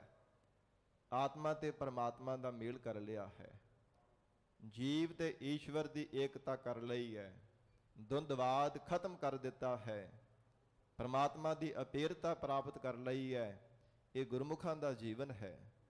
ਪਰ ਮਨਮੁਖਾਂ ਦੇ ਹਿਰਦੇ ਅੰਦਰ ਹਉਮੈ ਦੀ ਐਸੀ ਕਰੜੀ ਕੰਧ ਬਣ ਚੁੱਕੀ ਹੈ, ਜਿੰਨਾ ਮਰਜ਼ੀ ਯਤਨ ਕਰਦੇ ਰਹਿਣ ਪਰ ਉਸ ਕੰਧ ਨੂੰ ਕਦਾਚਿਤ ਵੀ ਤੋੜ ਨਹੀਂ ਸਕਦੇ, ਜਿੰਨਾ ਚਿਰ ਸ਼ਬਦ ਦਾ ਆਸਰਾ ਨਹੀਂ ਲੈਂਦੇ, ਜਿੰਨਾ ਚਿਰ ਗੁਰੂ ਗੁਰੂ ਕਰਕੇ ਪਰਮਾਤਮਾ ਨੂੰ ਚੇਤੇ ਨਹੀਂ ਕਰਦੇ। ਔਰ ਇਸ ਪ੍ਰਕਾਰ ਹਜੂਰ ਨੇ ਉਚਾਰਨ ਕੀਤਾ, ਸੇਜ ਏਕ ਏਕੋ ਪ੍ਰਭ ਠਾਕੁਰ ਗੁਰਮੁਖ ਹਰ ਰਾਵੇ ਸੁਖ ਸਾਗਰ। ਸੁੱਖਾਂ ਦੇ ਸਾਗਰ ਪਰਮੇਸ਼ਰ ਦੇ ਸਰੂਪ ਦਾ ਆਨੰਦ ਮਾਣਦੇ ਆ, ਜਿਹੜੀਆਂ ਗੁਰਮੁਖਾਂ ਮਹਾਤਮਾ ਰੂਪ ਸਖੀਆਂ ਹਨ। ਫਿਰ ਕਹਿੰਦੇ ਹਨ, ਹੇ ਮਹਾਰਾਜ ਗੁਰਪੂਰਾ ਮਿਲਾਵੇ ਮੇਰਾ ਪ੍ਰੀਤਮ, ਹਉ ਵਾਰ ਵਾਰ ਆਪਣੇ ਗੁਰੂ ਕਉ ਜਾਸਾ। ਪੂਰੇ ਸਤਿਗੁਰੂ ਜੀ ਨੇ ਮੈਨੂੰ ਜੀਵ ਰੂਪ ਸਖੀ ਨੂੰ ਪਰਮਾਤਮਾ ਦੇ ਨਾਲ ਮਿਲਾਇਆ ਹੈ, ਇਸ ਲਈ ਸਤਿਗੁਰੂ ਜੀ ਤੋਂ ਬਾਰ-ਬਾਰ ਮੈਂ ਬਲਿਹਾਰ ਜਾਂਦੀ ਹਾਂ। ਮਹਾਰਾਜ ਸੱਚੇ ਪਾਤਸ਼ਾਹੀ ਤੋਂ ਅਸੀਂ ਕੁਰਬਾਨ ਜਾਂਦੇ ਹਾਂ। ਤੋ ਹਜੂਰ ਉਚਾਰਨ ਕਰ ਰਹੇ ਨੇ, ਸੇਜੈ ਰਮਤ ਨੈਣ ਨਹੀਂ ਪੇਖੋ। ਉਹ ਜੋਗਿਆਸ ਰੂਪ ਸਖੀ ਬੇਨਤੀ ਕਰਕੇ ਦੱਸ ਰਹੀ ਹੈ ਭਗਤ ਕਬੀਰ ਸਾਹਿਬ ਜੀ ਦੇ ਕੋਲ, ਮਹਾਰਾਜ ਭਾਵੇਂ ਮੈਂ ਵੇਦਾਂ ਸ਼ਾਸਤਰਾਂ ਤੋਂ ਸੁਣਿਆ ਵੀ ਹੈ ਕਿ ਆਤਮਾ ਤੇ ਪਰਮਾਤਮਾ ਦੀ ਇੱਕੋ ਥਾਂ ਹੈ, ਜੀਵ ਰੂਪ ਸਖੀ ਤੇ ਪਰਮੇਸ਼ਰ ਦੀ ਵਸਣ ਦੀ, ਪਰ ਮੇਰੇ ਗਿਆਨ ਰੂਪੀ ਨੇਤਰ ਨਾ ਖੁੱਲੇ ਹੋਣੇ ਕਰਕੇ ਮੈਨੂੰ ਪਰਮਾਤਮਾ ਦਿਸਦਾ ਨਹੀਂ ਹੈ। ਹੈ ਮੇਰੀ ਸੇਜਾ ਤੇ ਹੀ ਹੈ, ਮੇਰੇ ਅੰਦਰ ਹੀ ਬੈਠਾ ਹੋਇਆ, ਪਰ ਅਗਿਆਨ ਦਾ ਹੋਣੇ ਕਰਕੇ, ਅਗਿਆਨ ਦਾ ਹਨੇਰਾ ਹੋਣੇ ਕਰਕੇ ਮੈਨੂੰ ਪਰਮਾਤਮਾ ਦਿਸਦਾ ਨਹੀਂ ਪਿਆ। ਔਰ ਵਿਚਾਰ ਗਿਆਨ ਰੂਪੀ ਨੇਤਰਾਂ ਤੋਂ ਹੀਣੀ ਹੋਣ ਕਰਕੇ, ਮਨ ਬੁੱਧ ਰੂਪੀ ਨੇਤਰਾਂ ਵਿੱਚ ਵਿਚਾਰ ਰੂਪੀ ਨਿਗਾਹ ਨਾ ਹੋਣੇ ਕਰਕੇ ਪਰਮਾਤਮਾ ਮੈਨੂੰ ਦਿਸਦਾ ਨਹੀਂ ਪਿਆ। ਇਹੋ ਦੁੱਖ ਕਾ ਸੋ ਕਹੋ ਰੇ। ਮਹਾਰਾਜ ਇਹ ਬੜਾ ਵੱਡਾ ਦੁੱਖ ਹੈ, ਪਰਮਾਤਮਾ ਘਰ ਵਿੱਚ ਹੁੰਦਾ ਹੋਇਆ ਵੀ ਮੈਂ ਉਹਦਾ ਸੁੱਖ ਨਹੀਂ ਮਾਣਦੀ ਪਾਈ। ਪਰਮੇਸ਼ਰ ਮੇਰੇ ਹਿਰਦੇ ਰੂਪ ਘਰ ਦੇ ਵਿੱਚ ਅਡੋਲ ਚੌਂਕੜਾ ਲਗਾ ਕਰਕੇ ਬੈਠਾ ਹੋਇਆ। ਨਿਤ ਪਰਮਾਤਮਾ ਅਕਾਲ ਪੁਰਖ ਵਾਹਿਗੁਰੂ ਮੇਰੇ ਹਿਰਦਾ ਰੂਪ ਸੇਜਾ ਤੇ ਬੈਠਾ ਹੈ, ਪਰ ਮੈਂ ਉਹ ਪਰਮਾਤਮਾ ਦੇ ਸਰੂਪ ਦਾ ਸੁੱਖ ਨਹੀਂ ਮਾਣਦੀ ਪਾਈ। ਮੈਂ ਵਾਹਿਗੁਰੂ ਜੀ ਦੇ ਸਰੂਪ ਦਾ ਆਨੰਦ ਨਹੀਂ ਮਾਣ ਸਕਦੀ। ਇਹੋ ਦੁੱਖ ਕਾ ਸੋ ਕਹੋ ਰੇ। ਇਹ ਬੜਾ ਵੱਡਾ ਦੁੱਖ ਹੈ ਕਿ ਪਤੀ ਘਰ ਵਿੱਚ ਹੀ ਹੋਵੇ ਤੇ ਉਹਦੇ ਦਰਸ਼ਨ ਵੀ ਨਾ ਹੋਣ, ਉਹਨੂੰ ਦੇਖ ਵੀ ਨਾ ਸਕੇ। ਇਹ ਕੋਈ ਨਿੱਕਾ ਜਿਹਾ ਦੁੱਖ ਥੋੜਾ ਹੁੰਦਾ ਹੈ। ਤੇ ਸਾਧ ਸੰਗਤ ਜੀ, ਪਤੀ ਪਰਮੇਸ਼ਰ ਹਿਰਦੇ ਰੂਪ ਘਰ ਦੇ ਵਿੱਚ ਹੋਵੇ ਤੇ ਮਹਾਰਾਜ ਸੱਚੇ ਪਾਤਸ਼ਾਹ ਕਹਿੰਦੇ ਜੀਵ ਰੂਪ ਪਤਨੀ ਦਾ ਉਹਦੇ ਨਾਲ ਮਿਲਾਪ ਨਾ ਹੋਵੇ, ਉਹਦੇ ਦਰਸ਼ਨ ਨਾ ਹੋਣ, ਇਹ ਕੋਈ ਛੋਟਾ ਦੁੱਖ ਨਹੀਂ ਹੈ, ਬੜਾ ਵੱਡਾ ਦੁੱਖ ਹੈ। ਇਹੋ ਦੁੱਖ ਕਾ ਸੌ ਕਹੋ ਰੇ। ਤੇ ਮਹਾਰਾਜ ਇੱਕ ਇੰਨਾ ਵੱਡਾ ਦੁੱਖ ਮੈਂ ਕਿਹਦੇ ਕੋਲ ਜਾ ਕਰਕੇ ਦੱਸਾਂ। ਰਹਾਉ ਵਿਸਰਾਮ ਦੇ ਕੇ ਹਜੂਰ ਫਰਮਾਉਂਦੇ ਹਨ, ਬਾਪ ਸਾਵਕਾ ਕਰੈ ਲੜਾਈ। ਬਾਪ ਨਾਮ ਸਰੀਰ ਦਾ ਹੈ। ਕਹਿੰਦੇ ਜਿਹੜਾ ਸਰੀਰ ਰੂਪੀ ਬਾਪ ਪਿਤਾ ਹੈ ਨਾ, ਇਹ ਵੀ ਮੇਰੇ ਨਾਲ ਬੜੀ ਲੜਾਈ ਕਰਦਾ, ਝਗੜਦਾ ਹੀ ਰਹਿੰਦਾ ਹੈ। ਮਹਾਰਾਜ ਕਦੇ ਕਹਿੰਦਾ ਮੈਨੂੰ ਆਹ ਖਾਣ ਨੂੰ ਦੇਵੋ, ਆਹ ਪਹਿਨਣ ਨੂੰ ਦੇਵੋ, ਹਰ ਸਮੇਂ ਝਗੜਾ ਹੀ ਕਰਦਾ ਰਹਿੰਦਾ, ਕਦੇ ਵੀ ਚੁੱਪ ਕਰਕੇ ਨਹੀਂ ਬੈਠਦਾ। ਇਹ ਜਿਹੜਾ ਸ਼ਰੀਫ ਬਾਪ ਹੈ ਨਾ, ਸਰੀਰ ਹੈ ਮੇਰਾ, ਇਹ ਮੇਰਾ ਸਕਾ ਹੀ ਹੈ, ਸਕੇ ਨਹੀਂ ਤਰ੍ਹਾਂ ਇਹਨੂੰ ਮੈਂ ਆਪਣੇ ਨਾਲ ਮੰਨਿਆ ਹੋਇਆ ਕਿ ਇਹਦੇ ਕਰਕੇ ਇਹ ਚੱਲਦੀ ਫਿਰਦੀ ਆ। ਔਰ ਇਸ ਪ੍ਰਕਾਰ ਬਾਪ ਸਾਵਕਾ ਕਰੈ ਲੜਾਈ ਵੀ ਮੇਰੇ ਨਾਲ ਹੀ ਝਗੜਦਾ ਰਹਿੰਦਾ, ਹਰ ਸਮੇਂ ਲੜਦਾ ਰਹਿੰਦਾ ਕਿ ਆਹ ਮੈਨੂੰ ਖਵਾਲ, ਆਹ ਪਿਆਲ, ਆਹ ਪਹਿਨਣ ਦੇ ਵਾਸਤੇ ਦਿਓ, ਰੰਗ ਬਰੰਗੇ ਕੱਪੜੇ, ਹਰ ਸਮੇਂ ਇਸ ਕਰਕੇ ਝਗੜਦਾ ਹੀ ਰਹਿੰਦਾ ਹੈ। ਮਾਇਆ ਸਦ ਮਤ ਵਾਰੀ। ਤੇ ਜਿਹੜੀ ਮਾਇਆ ਰੂਪ ਮਾਇਆ ਨਾ, ਉਹਨੇ ਸਦਾ ਮੈਨੂੰ ਮਤਵਾਲੀ ਕਮਲੀ ਕਰ ਛੱਡਿਆ। ਇੰਨੇ ਸੰਸਾਰ ਦੇ ਵਿਕਾਰ, ਇੰਨੇ ਸੰਸਾਰ ਦੇ ਵਿਸ਼ੇ ਮੈਨੂੰ ਆ ਕਰਕੇ ਚੰਬੜ ਚੁੱਕੇ ਹੈ। ਇਸ ਮਾਇਆ ਦੁਖਦਾਇਕ ਮਾਇਆ ਰੂਪ ਮਾਂ ਨੇ ਮੈਨੂੰ ਇੰਨਾ ਜ਼ਿਆਦਾ ਦੁਖੀ ਕੀਤਾ, ਮੈਨੂੰ ਕਮਲੀ ਕਰ ਦਿੱਤਾ, ਮੱਤ ਮਾਰ ਦਿੱਤੀ ਹੈ। ਮਾਇਆ ਸਦ ਮਤ ਵਾਰੀ। ਇਸ ਸੰਸਾਰ ਦੇ ਮਾਇਆ ਦੇ ਬਹੁਤੇ ਸੁੱਖਾਂ ਕਰਕੇ ਮਹਾਰਾਜ ਮੇਰੀ ਮੱਤ ਮਾਰੀ ਗਈ ਹੈ, ਮੇਰੀ ਮੱਤ ਬੌਰੀ ਹੋ ਚੁੱਕੀ ਹੈ, ਝੱਲੀ ਹੋ ਗਈ ਹੈ। ਇਹਨੇ ਮੈਨੂੰ ਸਦਾ ਹੀ ਕਮਲਿਆਂ ਕਰਕੇ ਰੱਖਿਆ ਹੈ। ਕਿਉਂਕਿ ਬਹੁਤਾ ਪੈਸਾ ਵੀ ਮਨੁੱਖ ਦੇ ਕੋਲ ਆ ਜਾਵੇ ਤੇ ਕਈ ਵਾਰ ਬੰਦੇ ਦੀ ਮੱਤ ਮਾਰੀ ਜਾਂਦੀ ਹੈ, ਹੰਕਾਰ ਮਨ ਦੇ ਵਿੱਚ ਪੈਦਾ ਹੋ ਜਾਂਦਾ। ਐਸੀ ਪੈਸੇ ਦੀ ਗਰੂਨੀ ਚੜ੍ਹਦੀ, ਕਿਸੇ ਨੂੰ ਸਿੱਧੀ ਮੂੰਹ ਕਵਾਉਂਦਾ ਤੱਕ ਵੀ ਨਹੀਂ ਹੈ ਕਿ ਮੇਰੀ ਕੀ ਬਰਾਬਰਤਾ ਕਰ ਸਕਦਾ, ਮੈਂ ਤਾਂ ਸ਼ਾਹੂਕਾਰ ਹਾਂ, ਮੈਂ ਤਾਂ ਧਨਾੜ ਪੁਰਸ਼ ਹਾਂ, ਮੈਂ ਤਾਂ ਅਮੀਰਾਂ ਤੋਂ ਵੱਡਾ ਅਮੀਰ ਹਾਂ, ਮੇਰੀ ਬਰਾਬਰਤਾ ਭਲਾ ਕੌਣ ਕਰ ਸਕਦਾ ਹੈ, ਕੋਈ ਨਹੀਂ ਮੇਰੇ ਬਰਾਬਰ ਹੋ ਸਕਦਾ। ਤੇ ਜਿਨ੍ਹਾਂ ਦੇ ਵਿੱਚੋਂ ਜਿਹੜੀ ਥਾਂ ਤੋਂ ਉੱਚਾ ਗਿਆ ਹੁੰਦਾ, ਉਹਨਾਂ ਨੂੰ ਵੀ ਕਮਾਉਣੋਂ ਹਟ ਜਾਂਦਾ, ਇੰਨਾ ਪੈਸੇ ਦਾ ਗਰੂਨ ਚੜ੍ਹਿਆ ਹੁੰਦਾ। ਇਸ ਕਰਕੇ ਗਰੀਬ ਨਵਾਜ ਮਹਾਰਾਜ ਸੱਚੇ ਪਾਤਸ਼ਾਹ ਕਹਿੰਦੇ ਮਾਇਆ ਸਦ ਮਤ ਵਾਰੀ। ਹੇ ਭਗਤ ਜੀ, ਇਹ ਜਿਹੜੀ ਮਾਇਆ ਰੂਪ ਮਾਂ ਨਾ, ਇਹਨੇ ਸਦਾ ਮੈਨੂੰ ਮਤਵਾਲੀ ਕਮਲੀ ਕਰ ਛੱਡਿਆ, ਝੱਲੀ ਬਣਾ ਕਰਕੇ ਮੈਨੂੰ ਰੱਖ ਦਿੱਤਾ ਹੈ। ਵੱਡੇ ਭਾਈ ਕੈ ਜਬ ਸੰਗ ਹੋਤੀ। ਹਾਂ ਮਹਾਰਾਜ, ਜਦੋਂ ਵੱਡੇ ਭਰਾ ਗਿਆਨ ਰੂਪੇ ਵੱਡੇ ਭਰਾ ਦੇ ਨਾਲ ਮੈਂ ਹੁੰਦੀ ਸਾਂ, ਜਦੋਂ ਮੇਰੇ ਹਿਰਦੇ ਅੰਦਰ ਪਰੋਖ ਗਿਆਨ ਦੀ ਪ੍ਰਾਪਤੀ ਸੀ, ਤਾਬ ਹਾਉ ਨਾਹ ਪਿਆਰੀ। ਉਦੋਂ ਮਹਾਰਾਜ ਮੈਂ ਪਤੀ ਪਰਮੇਸ਼ਰ ਨੂੰ ਪਿਆਰੀ ਸਾਂ। ਕਦੋਂ ਮਹਾਰਾਜ ਮੇਰੇ ਹਿਰਦੇ ਅੰਦਰ ਗਿਆਨ ਦਾ ਪ੍ਰਕਾਸ਼ ਸੀ, ਉਦੋਂ ਮੈਂ ਸੇਵਾ ਵੀ ਕਰਦੀ ਸਾਂ, ਸਿਮਰਨ ਵੀ ਕਰਦੀ ਸਾਂ, ਭਜਨ ਵੀ ਕਰਦੀ ਸਾਂ। ਤੇ ਸਾਧ ਸੰਗਤ ਜੀ, ਪਰਮੇਸ਼ਰ ਦਾ ਪਿਆਰ ਤਾਂ ਹੀ ਮਿਲਦਾ ਹੈ ਨਾ, ਜੇ ਪਰਮੇਸ਼ਰ ਨੂੰ ਅਸੀਂ ਚੇਤੇ ਕਰਦੇ ਹਾਂ, ਗੁਰਬਾਣੀ ਪੜ੍ਹਦੇ ਹਾਂ, ਤਾਂ ਹੀ ਸਤਿਗੁਰੂ ਜੀ ਦੇ ਚਰਨਾਂ ਦਾ ਪਿਆਰ ਮਿਲਦਾ ਹੈ। ਗੁਰਬਾਣੀ ਨੂੰ ਗੁਰੂ ਸਰੂਪ ਜਾਣ ਕੇ ਭਾਵਨਾ ਦੇ ਨਾਲ, ਪ੍ਰੀਤ ਰੂਪ ਰਸਨਾ ਦੇ ਨਾਲ ਪੜ੍ਹਦੇ ਹਾਂ, ਜਾਂ ਫਿਰ ਸ਼ਰਧਾ ਵਿਸ਼ਵਾਸ ਰੂਪ ਕੰਨਾਂ ਦੇ ਨਾਲ ਸਰਵਣ ਕਰਦੇ ਹਾਂ। ਸਾਧ ਸੰਗਤ ਜੀ, ਸਤਿਗੁਰੂ ਜੀ ਸਾਡੇ ਨਾਲ ਫਿਰ ਪਿਆਰ ਕਰਦੇ ਆ। ਜੇ ਅਸੀਂ ਗੁਰੂ ਚਰਨਾਂ ਦੇ ਨਾਲ ਪਿਆਰ ਕਰਾਂਗੇ ਨਾ, ਤੇ ਸਤਿਗੁਰੂ ਜੀ ਵੀ ਸਾਨੂੰ ਪਿਆਰ ਕਰਨਗੇ। ਕਦੇ ਮਹਾਰਾਜ ਜੀ ਨੂੰ ਚੇਤੇ ਨਹੀਂ ਕਰਨਾ, ਤੇ ਸਤਿਗੁਰੂ ਜੀ ਨੇ ਫਿਰ ਕਿਵੇਂ ਸਾਡੇ ਨਾਲ ਪਿਆਰ ਕਰਨਾ ਹੈ। ਗੁਰੂ ਚਰਨਾਂ ਦਾ ਪਿਆਰ ਫਿਰ ਕਿਵੇਂ ਅਸੀਂ ਪਾ ਸਕਦੇ, ਨਾਮੁਮਕਿਨ ਹੈ। ਮਹਾਰਾਜ ਸੱਚੇ ਪਾਤਸ਼ਾਹ ਤਾਂ ਇੰਨੇ ਦਿਆਲੂ, ਕਿਰਪਾਲੂ, ਮਿਹਰਬਾਨ ਸਤਿਗੁਰੂ ਜੀ ਹਨ। ਭਾਈ ਗੁਰਦਾਸ ਸਾਹਿਬ ਜੀ ਕਹਿੰਦੇ ਪਿਆਰ ਦੇ ਨਾਲ ਇੱਕ ਵਾਰ ਵੀ ਜੇ ਕਿਤੇ ਚੇਤੇ ਕਰ ਲਵੇ ਨਾ ਸਤਿਗੁਰੂ ਜੀ ਨੂੰ, ਇੱਕ ਵਾਰ ਵੀ, ਇੱਕੋ ਹੀ ਵਾਰ, ਤੇ ਮਹਾਰਾਜ ਬਾਰ-ਬਾਰ ਤੈਨੂੰ ਚੇਤੇ ਕਰਨਗੇ। ਬਾਰ-ਬਾਰ ਉਹ ਸਿੱਖ ਨੂੰ ਸਿਮਰਦੇ ਆ, ਯਾਦ ਕਰਦੇ ਆ। ਜਿਹੜਾ ਸਿੱਖ ਇੱਕ ਵਾਰ ਵੀ ਪਿਆਰ ਵਿੱਚ ਭਿੱਜ ਕੇ ਮਹਾਰਾਜ ਸੱਚੇ ਪਾਤਸ਼ਾਹ ਜੀ ਨੂੰ ਯਾਦ ਕਰ ਲੈਂਦਾ ਹੈ। ਭਾਈ ਸਾਹਿਬ ਜੀ ਦੇ ਵਚਨ ਹਨ, ਏਕ ਬਾਰ ਸਤਿਗੁਰ ਮੰਤਰ ਸਿਮਰਨ ਮਾਤਰ, ਸਿਮਰਨ ਤਾਹੇ ਬਾਰੰਬਾਰ ਗੁਰ ਹੇਤ ਹੈ। ਮਹਾਰਾਜ ਬਾਰ-ਬਾਰ ਉਹ ਸਿੱਖ ਨੂੰ ਯਾਦ ਕਰਦੇ ਹਨ, ਬਾਰ-ਬਾਰ ਸਿਮਰਦੇ ਹਨ। ਜੋ ਸਿੱਖ ਭਾਵਨਾ ਦੇ ਨਾਲ ਸਤਿਗੁਰੂ ਜੀ ਨੂੰ ਚੇਤੇ ਕਰਦਾ ਹੈ, ਭਾਵੇਂ ਸਰੀਰ ਕਰਕੇ ਕੋਹਾਂ ਦੂਰ ਵੀ ਹੋਵੇ, ਹਾਂ, ਪਰ ਤੱਕ ਹਾਜ਼ਰ ਨਾਜ਼ਰ ਨਾ ਹੋਵੇ, ਸਤਿਗੁਰੂ ਜੀ ਦੇ ਚਰਨਾਂ ਵਿੱਚ ਹਾਜ਼ਰ ਨਾ ਹੋਵੇ ਸਰੀਰ ਕਰਕੇ, ਪਰ ਮਨ ਕਰਕੇ ਕਿੰਨੇ ਵੀ ਕੋਹਾਂ ਦੀ ਵਾਟ ਤੇ ਦੂਰ ਹੋਵੇ, ਮਹਾਰਾਜ ਸਾਹਿਬ ਜੀ ਨੂੰ ਪਿਆਰ ਦੇ ਨਾਲ ਯਾਦ ਕਰੇ, ਸਤਿਗੁਰੂ ਜੀ ਉੱਥੇ ਹੀ ਹਾਜ਼ਰ ਹੋ ਜਾਂਦੇ ਹੈ। ਮਹਾਰਾਜ ਉੱਥੇ ਵੀ ਆਪਣੇ ਸਿੱਖ ਦੀ ਰੱਖਿਆ ਕਰਦੇ ਹਨ, ਲੱਜਿਆ ਰੱਖਦੇ ਹੈ। ਮਹਾਰਾਜ ਅੰਗ ਸੰਗ ਹੋ ਕਰਕੇ ਸਹਾਇਤਾ ਕਰਦੇ ਹਨ ਔਰ ਹਜੂਰ ਬਖਸ਼ਿਸ਼ ਕਰਦੇ ਹੈ। ਜਬ ਵੱਡੇ ਭਾਈ ਕੈ ਜਬ ਸੰਗ ਹੋਤੀ ਤਬ ਹਉ ਨਾਹ ਪਿਆਰੀ। ਜੀਵ ਰੂਪ ਸਖੀ ਬੇਨਤੀ ਕਰ ਰਹੀ, ਮਹਾਰਾਜ ਜਦੋਂ ਵੱਡੇ ਭਰਾਤਾ ਪ੍ਰੋਹ ਗਿਆਨ ਰੂਪੀ ਭਰਾ ਦੇ ਨਾਲ ਰਹਿੰਦੀ ਸੀ ਨਾ, ਮੇਰੇ ਹਿਰਦੇ ਅੰਦਰ ਗਿਆਨ ਦਾ ਪ੍ਰਕਾਸ਼ ਸੀ। ਉਦੋਂ ਮਹਾਰਾਜ ਮੈਂ ਬੜਾ ਭਜਨ ਬੰਦਗੀ ਕਰਦੀ ਸੀ, ਬੜਾ ਜਪ ਤਪ ਅਭਿਆਸ ਕਰਦੀ ਸੀ, ਸ਼ਬਦ ਦਾ ਅਭਿਆਸ ਕਰਦੀ ਰਹਿੰਦੀ ਸਾਂ। ਇਸ ਕਰਕੇ ਤਬ ਹਉ ਨਾਹ ਪਿਆਰੀ, ਤੇ ਉਦੋਂ ਪਤੀ ਦੇ ਨਾਲ ਮੇਰਾ ਬੜਾ ਪਿਆਰ ਸੀ, ਪਰਮੇਸ਼ਰ ਦੇ ਨਾਲ। ਉਦੋਂ ਪਰਮਾਤਮਾ ਵੀ ਮੇਰੇ ਨਾਲ ਬਹੁਤਾ ਪਿਆਰ ਕਰਦਾ ਸੀ। ਕਹਿਤ ਕਬੀਰ ਪੰਚ ਕੋ ਝਗੜਾ। ਭਗਤ ਕਬੀਰ ਸਾਹਿਬ ਜੀ ਕਹਿਣ ਲੱਗੇ, ਇਹਨਾਂ ਪੰਜਾਂ ਵਿਕਾਰਾਂ ਦਾ ਹੀ ਝਗੜਾ ਪਿਆ ਹੋਇਆ ਸਾਰੇ ਸੰਸਾਰ ਦੇ ਅੰਦਰ। ਕਾਮ, ਕ੍ਰੋਧ, ਲੋਭ, ਮੋਹ ਅਤੇ ਅਹੰਕਾਰ, ਇਹਨਾਂ ਪੰਜਾਂ ਵਿਕਾਰਾਂ ਦਾ ਹੀ ਕਹਿੰਦੇ ਝਗੜਾ ਪਿਆ ਹੋਇਆ ਹੈ। ਝਗੜਤ ਜਨਮ ਗਵਾਇਆ। ਇਹਨਾਂ ਵਿੱਚ ਝਗੜਦਿਆਂ ਹੋਇਆਂ ਹੀ ਜਗਤ ਦੇ ਜੀਵਾਂ ਨੇ ਆਪਣਾ ਅਮੋਲਕ ਜਨਮ ਗਵਾ ਲਿਆ ਹੈ। ਪਰਮਾਤਮਾ ਨੂੰ ਨਹੀਂ ਚੇਤੇ ਕੀਤਾ, ਪਰਮੇਸ਼ਰ ਨੂੰ ਨਹੀਂ ਕਦਾਚਿਤ ਵੀ ਯਾਦ ਕੀਤਾ। ਅਕਾਲ ਪੁਰਖ ਵਾਹਿਗੁਰੂ ਜੀ ਦੀ ਯਾਦ ਕਦੇ ਆਈ ਨਹੀਂ ਹਿਰਦੇ ਅੰਦਰ। ਹਰ ਸਮੇਂ ਝਗੜਿਆਂ ਦੇ ਵਿੱਚ ਹੀ ਲੰਘ ਗਏ ਹੈ। ਜਿਵੇਂ ਸਾਧ ਸੰਗਤ ਜੀ, ਮਨੁੱਖ ਹਰ ਸਮੇਂ ਝਗੜਾ ਹੀ ਕਰਦਾ ਰਹੇ, ਝਗੜਾ ਹੀ ਕਰਦਾ ਰਹੇ। ਜੇ ਜ਼ਿੰਦਗੀ ਵਿੱਚ ਕੋਈ ਨਿਸ਼ਾਨਾ ਮਿਥਿਆ ਹੋਇਆ ਉੱਤੇ ਪਹੁੰਚ ਸਕੇਗਾ? ਨਹੀਂ ਪਹੁੰਚ ਸਕਦਾ।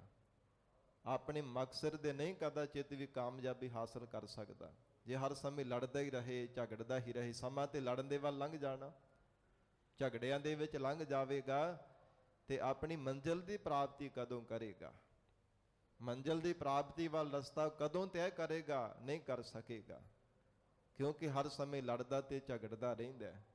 ਇਸੇ ਪ੍ਰਕਾਰ ਜਿਹੜਾ ਵਿਕਾਰਾਂ ਦੇ ਨਾਲ ਹਰ ਸਮੇਂ ਵਿਕਾਰਾਂ ਵਿੱਚ ਗ੍ਰਸਿਆ ਹੋਇਆ ਲੜਦਾ ਰਹਿੰਦਾ ਹੈ, ਝਗੜਦਾ ਰਹਿੰਦਾ ਹੈ, ਮਹਾਰਾਜ ਸੱਚੇ ਪਾਤਸ਼ਾਹ ਕਹਿੰਦੇ ਝਗੜਤ ਜਨਮ ਗਵਾਇਆ। ਉਹਨੇ ਝਗੜਿਆਂ ਦੇ ਵਿੱਚ ਆਪਣਾ ਜਨਮ ਗਵਾ ਦਿੱਤਾ, ਅਜਾਈਂ ਬਤੀਤ ਕਰ ਦਿੱਤਾ ਹੈ, ਅਕਾਰਤ ਹੀ ਗਵਾ ਲਿਆ, ਕੁਝ ਵੀ ਖੱਟਿਆ ਨਹੀਂ ਹੈ। ਝੂਠੀ ਮਾਇਆ ਸਭ ਜਗ ਬਾਧਿਆ। ਇਹ ਸੰਸਾਰ ਦੀ ਮਾਇਆ ਝੂਠੀ, ਇਹਨੂੰ ਸੱਚ ਮੰਨੀ ਬੈਠਾ ਬੇਗਿਆਤ ਹੋਣੇ ਕਰਕੇ। ਭਗਤ ਕਬੀਰ ਸਾਹਿਬ ਜੀ ਕਹਿੰਦੇ ਸਾਰਾ ਜਗਤ ਹੀ ਮਾਇਆ ਦੇ ਬੰਧਨਾਂ ਵਿੱਚ ਬੱਝਾ ਪਿਆ ਹੈ। ਮੈਂ ਰਾਮ ਰਮਤ ਸੁਖ ਪਾਇਆ। ਪਰ ਕਹਿੰਦੇ ਅਸੀਂ ਪਰਮੇਸ਼ਰ ਦਾ ਨਾਮ ਜਪ ਕੇ ਆਤਮਿਕ ਸੁਖ ਪ੍ਰਾਪਤ ਕੀਤਾ ਹੈ। ਰਾਮ ਰਮਤ ਕਿਵੇਂ? ਪਰਮਾਤਮਾ ਦੇ ਨਾਲ ਇੱਕ ਮਿਕ ਹੋ ਕੇ ਪਰਮੇਸ਼ਰ ਦੇ ਸੁਖ ਸਰੂਪ ਦੀ ਪ੍ਰਾਪਤੀ ਕਰਕੇ ਆਤਮਿਕ ਸੁਖ ਪਾ ਲਿਆ ਹੈ। ਕਦੇ ਵੀ ਸੰਸਾਰ ਦੇ ਅੰਦਰ ਸਾਨੂੰ ਦੁਖੀ ਨਹੀਂ ਹੋਣਾ ਪੈਂਦਾ। ਮਨ ਕਰਕੇ ਕੋਈ ਵੀ ਦੁੱਖ ਨਹੀਂ ਲੱਗਦਾ। ਮਨ ਸਦਾ ਹੀ ਕਮਲ ਦੀ ਤਰ੍ਹਾਂ ਹਿਰਦਾ ਜਿਹੜਾ ਖਿੜਿਆ ਰਹਿੰਦਾ ਹੈ। ਹਰ ਸਮੇਂ ਪਰਮਾਤਮਾ ਦੀ ਯਾਦ ਵਿੱਚ ਹਿਰਦਾ ਜੁੜਿਆ ਰਹਿੰਦਾ ਹੈ, ਜਿਸ ਕਰਕੇ ਮਨ ਨੂੰ ਕੋਈ ਦੁੱਖ ਲੱਗਦਾ ਹੀ ਨਹੀਂ ਹੈ। ਮੈਂ ਰਾਮ ਰਮਤ ਸੁਖ ਪਾਇਆ, ਪਰਮੇਸ਼ਰ ਦਾ ਸਿਮਰਨ ਕਰ ਕਰਕੇ ਸੁਖ ਪਾਇਆ ਹੈ। ਤਾਂ ਹੀ ਹਜੂਰ ਨੇ ਭਗਤ ਰਸਨਾ ਦੁਆਰਾ ਉਚਾਰਨ ਕੀਤਾ, ਕਬੀਰ ਹਰ ਕਾ ਸਿਮਰਨ ਜੋ ਕਰੈ ਸੋ ਸੁਖੀਆ ਸੰਸਾਰ। ਇਤ ਉਤ ਕਤਿ ਨ ਡੋਲਈ ਜਿਸ ਰਾਖੈ ਸਿਰਜਨਹਾਰ। ਵਾਹਿਗੁਰੂ ਜਿਨ੍ਹਾਂ ਦੀ ਰੱਖਿਆ ਕਰਦਾ ਕਦੇ ਵੀ ਡਗਮਗਾਉਂਦਾ ਨਹੀਂ ਹੈ। ਹਿਰਦੇ ਦੀ ਅਡੋਲਤਾ ਬਣੀ ਰਹਿੰਦੀ ਹੈ, ਪਰਮਾਤਮਾ ਨੂੰ ਚੇਤੇ ਕਰਦਾ ਰਹਿੰਦਾ। ਤੇ ਮਹਾਰਾਜ ਕਹਿੰਦੇ ਸੰਸਾਰ ਵਿੱਚ ਸੁਖੀ ਉਹ ਹੀ ਹੈ ਜਿਹਨੇ ਪਰਮਾਤਮਾ ਦਾ ਸਿਮਰਨ ਕੀਤਾ, ਨਹੀਂ ਤਾਂ ਨਾਨਕ ਦੁਖੀਆ ਸਭ ਸੰਸਾਰ। ਇਹ ਸਾਰਾ ਸੰਸਾਰ ਹੀ ਦੁਖੀ ਹੈ। ਜੇ ਆਪਣਾ ਇੱਕ ਦੁੱਖ ਅੱਗੇ ਨੂੰ ਦੂਜੇ ਨੂੰ ਸੁਣਾਉਂਦਾ, ਅੱਗੋਂ ਚਾਰ ਚਾਰ ਸੁਣਾਉਂਦਾ। ਜੇ ਦੋ ਚਾਰ ਆਪਣੇ ਦੁੱਖ ਸੁਣਾਉਂਦਾ ਤੇ ਅੱਗੋਂ ਦੁੱਖਾਂ ਦੀਆਂ ਪੰਡਾਂ ਖੋਲ ਕਰਕੇ ਦੱਸਦਾ ਕਿ ਭਲਿਆ ਕੱਲਾ ਤੂੰ ਦੁਖੀ ਨਹੀਂ, ਮੈਂ ਤੇਰੇ ਨਾਲੋਂ ਵੀ ਕਈ ਗੁਣਾ ਵੱਧ ਦੁਖੀ ਹਾਂ। ਇਹ ਸੰਸਾਰ ਦੀ ਇਦਾਂ ਦੀ ਹਾਲਤ ਹੈ। ਸੁਖੀ ਕੌਣ ਹੈ? ਮਹਾਰਾਜ ਕਹਿੰਦੇ ਜਿਹਨੇ ਪਰਮਾਤਮਾ ਦਾ ਸਿਮਰਨ ਕੀਤਾ ਹੈ, ਜੋ ਵਾਹਿਗੁਰੂ ਜੀ ਦੀ ਯਾਦ ਵਿੱਚ ਜੁੜਿਆ, ਉਹਨੇ ਆਤਮਿਕ ਸੁੱਖ ਨੂੰ ਪ੍ਰਾਪਤ ਕੀਤਾ ਹੈ। ਆਸਾ ਹਮ ਕਰ ਸੂਤ ਤਨਹੇ ਤਿਨ ਤਾਨਾ। ਸਾਧ ਸੰਗਤ ਜੀ, ਭਗਤ ਕਬੀਰ ਸਾਹਿਬ ਜੀ ਦੇ ਨਾਲ ਇੱਕ ਮੁਕੰਦਾ ਬ੍ਰਾਹਮਣ ਆ ਕੇ ਲੜਨ ਲੱਗ ਪਿਆ, ਝਗੜਨ ਲੱਗ ਪਿਆ। ਉਹ ਚਰਚਾ ਵੀ ਕਰਦਾ ਸੀ। ਤੇ ਆਪਣੇ ਬ੍ਰਾਹਮਣ ਪੁਣੇ ਦੇ ਹੰਕਾਰ ਦੇ ਨਸ਼ੇ ਵਿੱਚ ਭਗਤ ਕਬੀਰ ਸਾਹਿਬ ਜੀ ਨੂੰ ਨੀਵੀਂ ਜਾਤ ਦਾ ਜਾਣ ਕੇ ਉਹਨੇ ਹਰ ਸਮੇਂ ਲੜਨਾ ਤੇ ਝਗੜਨਾ, ਹੰਕਾਰ ਕਰਨਾ ਕਿ ਮੈਂ ਉੱਚ ਕੋਟੀ ਦਾ ਬ੍ਰਾਹਮਣ ਹਾਂ, ਬ੍ਰਾਹਮਣਾਂ ਦੇ ਘਰ ਦੇ ਵਿੱਚ ਮੇਰਾ ਜਨਮ ਹੋਇਆ ਤੇ ਤੁਸੀਂ ਤਾਂ ਸ਼ੂਦਰ ਹੋ, ਨੀਵੀਂ ਜਾਤ ਵਾਲੇ ਹੋ। ਇਸ ਸਨਾਤਨ ਮਰਦ ਦੇ ਵਿੱਚ ਬੜਾ ਬੋਲਬਾਲਾ ਸੀ ਇਸ ਪੱਖ ਦਾ ਕਿ ਬ੍ਰਾਹਮਣ ਸਭ ਦੇ ਗੁਰੂ ਮੰਨਦੇ ਸਨ ਕਿ ਅਸੀਂ ਸਾਰਿਆਂ ਦੇ ਗੁਰੂ ਹਾਂ। ਤਾਂ ਹੀ ਮਹਾਰਾਜ ਸੱਚੇ ਪਾਤਸ਼ਾਹ ਹਜੂਰ ਨੇ ਜਾਤਾਂ ਪਾਤਾਂ ਤੋਂ ਪਰਾਮ ਕਰਕੇ ਕਿਹਾ ਨਾ, ਸਤਿਗੁਰੂ ਜੀ ਨੇ ਗੁਰਬਾਣੀ ਅੰਦਰ, ਕਬੀਰ ਬਾਮਨ ਗੁਰੂ ਹੈ ਜਗਤ ਕਾ, ਭਗਤਨ ਕਾ ਗੁਰ ਨਾਹੇ।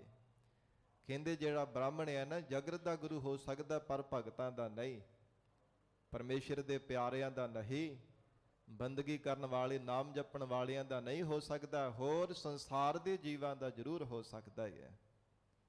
ਇਸ ਕਰਕੇ ਮਹਾਰਾਜ ਹਜੂਰ ਨੇ ਇਹ ਸ਼ਬਦ ਰਾਹੀਂ ਭਗਤ ਕਬੀਰ ਸਾਹਿਬ ਜੀ ਨੇ ਉਪਦੇਸ਼ ਦਿੱਤਾ ਮੁਕੰਦੇ ਬ੍ਰਾਹਮਣ ਨੂੰ। ਕਹਿਣ ਲੱਗੇ ਤੂੰ ਕਾਹਦਾ ਮਾਣ ਕਰਦਾ ਫਿਰਦਾ, ਕਾਹਦਾ ਹੰਕਾਰ ਕਰਦਾ? ਕਹਿੰਦਾ ਜੀ ਮੈਂ ਜਨੇਊ ਪਾਇਆ, ਤੁਸੀਂ ਉਦਾਂ ਜਲਾਈ ਤੁਰੇ ਫਿਰਦੇ ਹੋ। ਤੇ ਉਹ ਆਪਣੇ ਜੰਜੂ ਦਾ ਵੀ ਬੜਾ ਮਾਣ ਕਰਦਾ ਸੀ, ਬ੍ਰਾਹਮਣ ਪੁਣੇ ਦਾ ਵੀ ਬੜਾ ਹੰਕਾਰ ਕਰ ਰਿਹਾ ਸੀ। ਤੇ ਉਸ ਨੂੰ ਦੇਖ ਕਰਕੇ ਫਿਰ ਇਹ ਆਸਾ ਰਾਗ ਵੀ ਸ਼ਬਦ ਉਚਾਰਿਆ ਤੋ ਹਜੂਰ ਬਖਸ਼ਿਸ਼ ਕਰਕੇ ਉਪਦੇਸ਼ ਦਿੰਦੇ ਹਨ। ਹਮ ਕਰ ਸੂਤ ਤਨ ਹੇਤ ਨਿਤ ਤਾਨਾ।